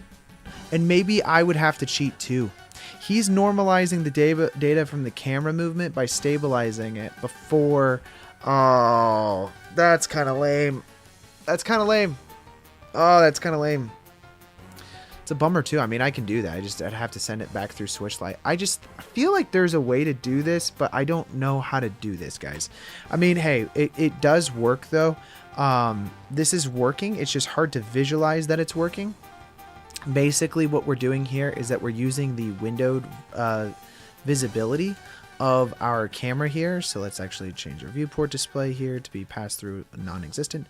But it's taking the visibility of what our window is here, and then it's projecting the distance in like 3D space. The only problem is that as soon as we like move like this, that it's not doing that at all. So we're not able to see the 3D aspect of this astronaut here. Well, after you figure it out, you can turn it to tutorial. Yeah, I think I'm gonna figure out if there's a way to do that, because that's something that I would like to specifically do. It's basically in Nuke. The way to do it is you use a project from 3D like card, and you can use the camera's position even if the camera's moving, so the UVs aren't fixated in one position. As the camera's moving, the UVs are changing. And that's what I'm trying to do here, but I seemingly can't. It's like I'm trying to animate the UVs. That's basically what I'm trying to do. But I want the UVs to be animated specifically from the camera's position.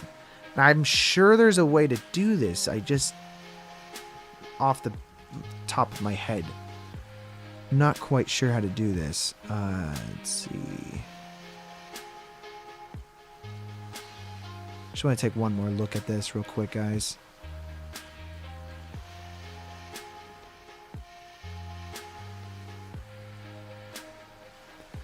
Input information somehow, like vector data from like the camera's position, UV mapping. Hey, yo, Lex, welcome into the chat. Chat, is that real? Oh, object info, light path. I feel like it would be under camera data, but it's not. Attributes. Object info. No. Point info, particle info, texture coordinates. Well, texture coordinate is this guy. I just think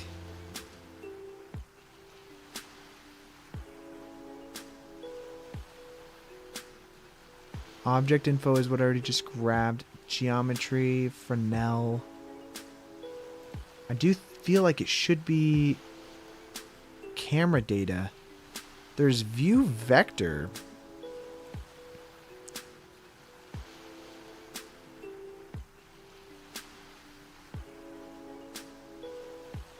View C depth, view distance. Yeah, it's none of that.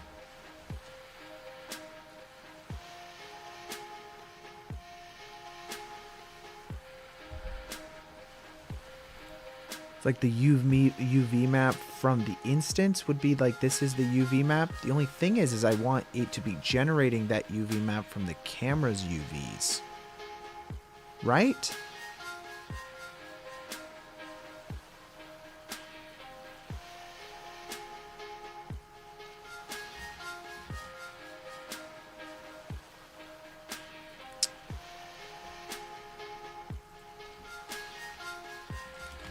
Blender project from camera while camera is moving.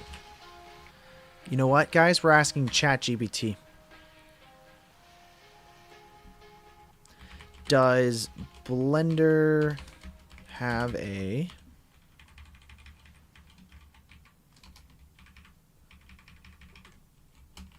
similar to a project 3D from Nuke? Or if you want, it doesn't exist in Blender, you can make a request to the developers. Either that or I could just code it, right? Blender has a similar feature in Nuke's Project 3D, but it works a bit differently. In Blender, you can project textures or images from a moving camera into geometry using camera mapping technique. Here's how you can achieve something similar. Set up a camera, position your camera and animate it as needed. Create a geometry, add the geometry, whatever. Set up UV project modifier. Apply the UV project modifier to your geometry. Select your camera as the projector source. What? UV what? What nodes in shader? Tell me how to do this. Material output. In Blender, to set up the camera projection using nodes in the shader editor, you can use the following nodes. Material output, principal BSDF, image texture, texture coordinate, and then mapping. Steps. Add a texture coordinate. Add an image texture, principal BSDF, material. Connect the nodes. Connect the principal BSDF with the texture coordinate. Connect the window output to the vector image. This will make the texture... Yeah. Yes. Oh, yeah. See, guys, ChatGPT told me how to do it how I already did it. 1 second. But windowed only works when looking through the camera. Is there a way to bake it? Yes, you're correct. The window coordinate math only works through the camera and the render view, so to make the projection permanent and visible from any angle, you'll need to bake the projected texture onto your object. Okay. Gotcha. Set up the UV image, set up the shader editor, create the empty, set up for baking. Select the object that you want the bake to project it onto. Go to Render Properties tab under camera icon, and then find the Bake section in the Bake. Uncheck direct and indirect under influence. Okay, let's try this, guys. So it's telling me, whoopsies, it's telling me to use windowed, which is what I did before. And then we're going to go to our render tab, and then we're going to bake this bad boy.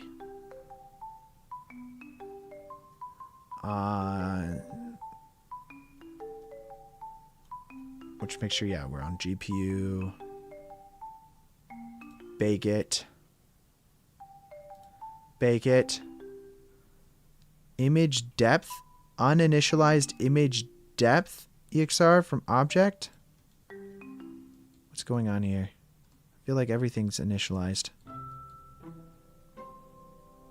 Yeah, it won't be dynamic. I'm trying to... it's just annoying. Unless you bake an image sequence.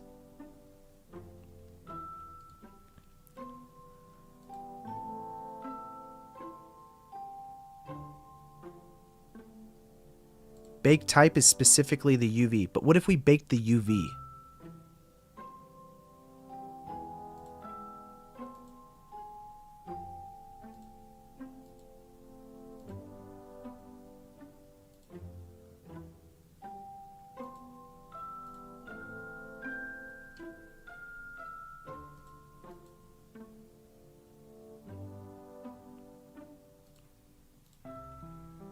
I just want to bake the UVs, guys. I don't. So here's my thought. If you could bake the UVs, then you could just disable the mapping and then only use UV. And then that would theoretically animate your UV movement, right? Image, textures, active color attributes.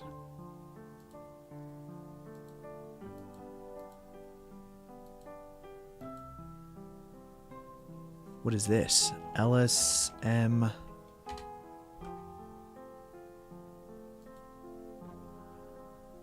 uninitialized image.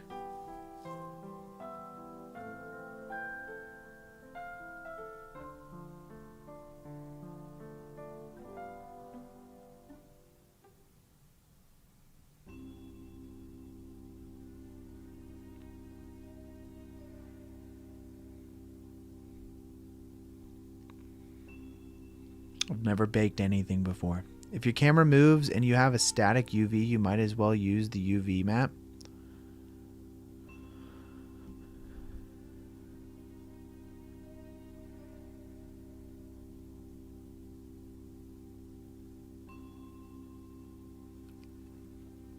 I mean, you could just do it this way. It's fine. I mean, we could go to the last frame where this dude is visible here. Go tab, U, project from view. Boom. Now, it's going to animate and come backwards. And it's just not going to be correct. I mean, that all looks fine right there.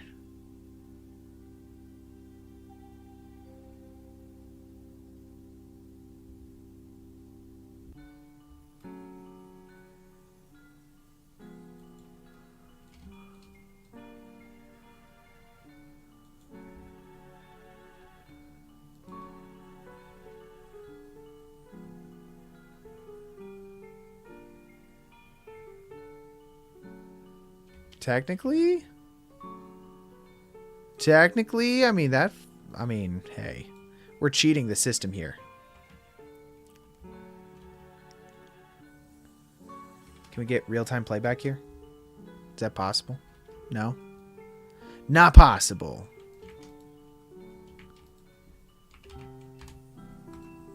Just 1 second. I got an idea. Hit open, go to our stream settings here, and then find today's date.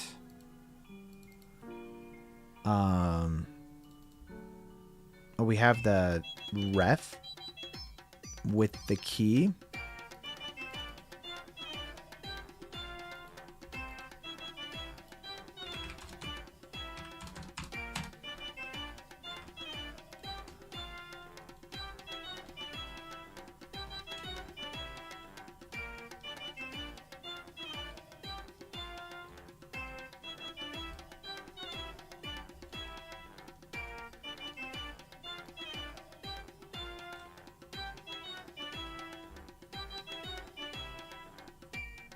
Wait a second.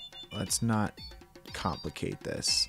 That's just going to go there. Let's find this dude. We'll duplicate it. And I'm just going to use the PNG basically for this entire thing. So that way I can just swap it out. I just want to play this back at somewhat real speed.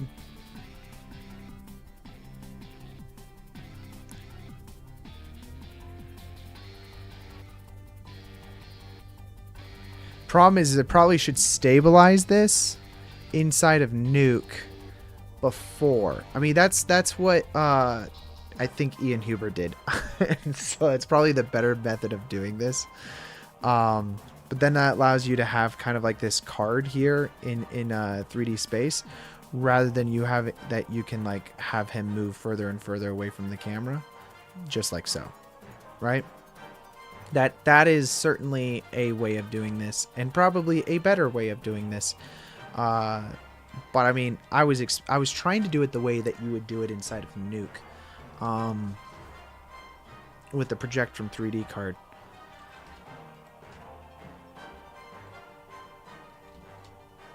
Which, by the way, so now we have this. We can actually use a math node. And then we can oh, right. Before we do that, let's actually see what we need to do. Inside of our texture settings here, go ahead and swap this over to, well, first of all, we need to be in cycles. And then second of all, go back over to your material settings here, and then go to settings, and then change that from bump only to displacement and bump. And there you go. Now if we go back into render view, everything is going to go wacko. Let's go back over to height here, and we're going to use a multiply, and then just multiply that by something really, really, really small.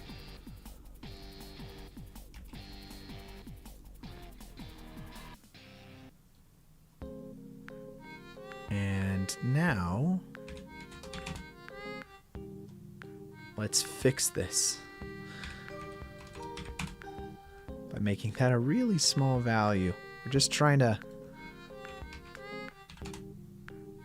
give it a little bit of depth.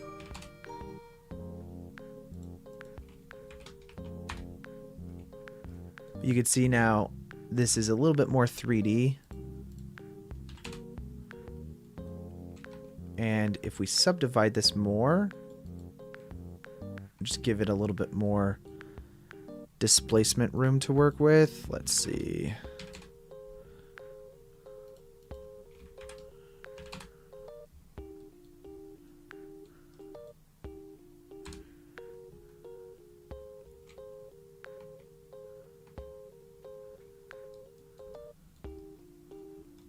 Now if we just swap this back over to windowed,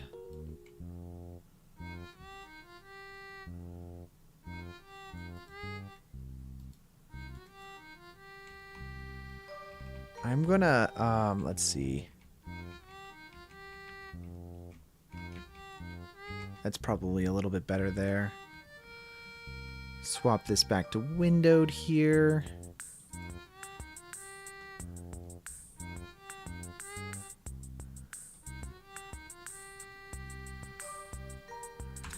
That's pretty cool. And you can even see that though inside of our kind of here, like the shadows that are being cast. Like, it's unfortunate that we really can't, you know, see that texture moving correctly, but the displacement is kind of correct there as well. If your camera moves, there we go. Okay, great. So that's all pretty good. This is going to work for our like default setup on our character that we're throwing into our environment. And then of course, keep in mind, now we can take our light that we have here and we can actually relight him in 3D space a little bit better. So if I want to have like a light from this side, we could totally do that. I like to change it to like an area light or something like that. If we wanted to give him like more of an edge light, we could totally do that as well. Let's take that in here. Let's just make that a lot smaller.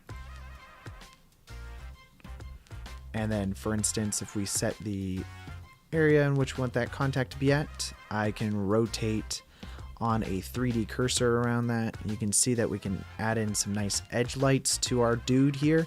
And that looks really realistic. Just adding in like that light, we're using that normal map and everything coming from this, just this 2D plane basically, and are able to relight our character in 3D space.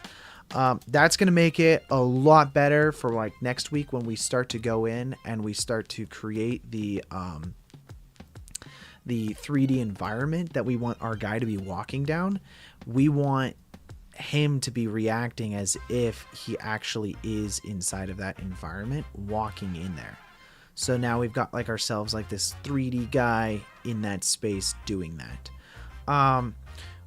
Okay, I think this is a good pause, area to pause at. Obviously, you know, it doesn't look pretty yet, but we have all of the bare bones set up in order for us to do whatever we want now.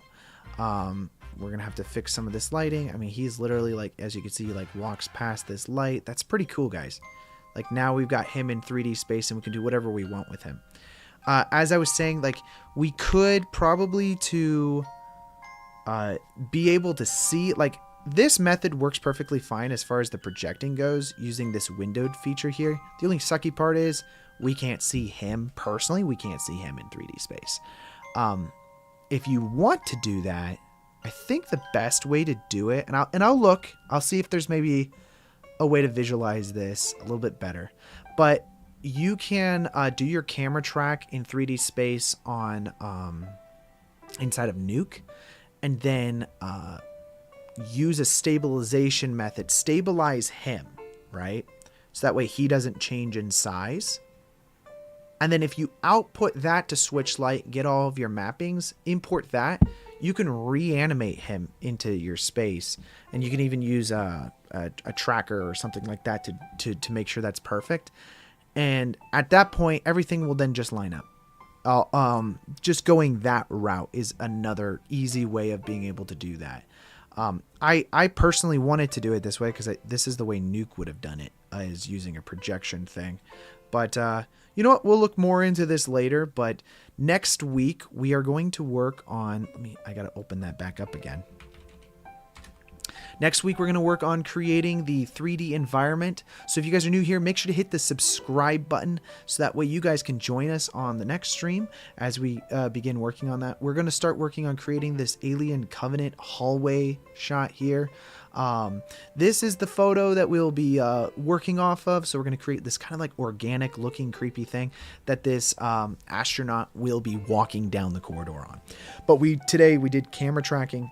We did the keying, we ran it through Switchlight, we ran those into Blender, so that way we've got all of our nodes set up.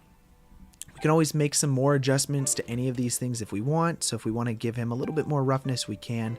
Like right now, he's super rough, so I can maybe add in a color ramp or something like that to our roughness values that we have here. And then maybe we just add a little bit of contrast to him or something like that. If we really want to boost that, we can make him a little bit more moist in our shot here, maybe a little bit too much. Yeah, something like that could be pretty cool. You know, there's a lot that we can do, and then that'll also catch our reflections a little bit better. There's a lot that we can do though that will help us let us mess around a little bit with the environment and then cast those like really creepy vibes. So I'm really excited to jump into this of creating like this alien hallway. And thank you guys for joining the stream today. And I'll see you guys next week. Until next time, if you guys want to grab these project files, I'm going to upload all of this stuff to the Patreon after this live stream is over. Link to that is in the description. So I will see you guys next time. Peace out. You guys have a good one. Bye.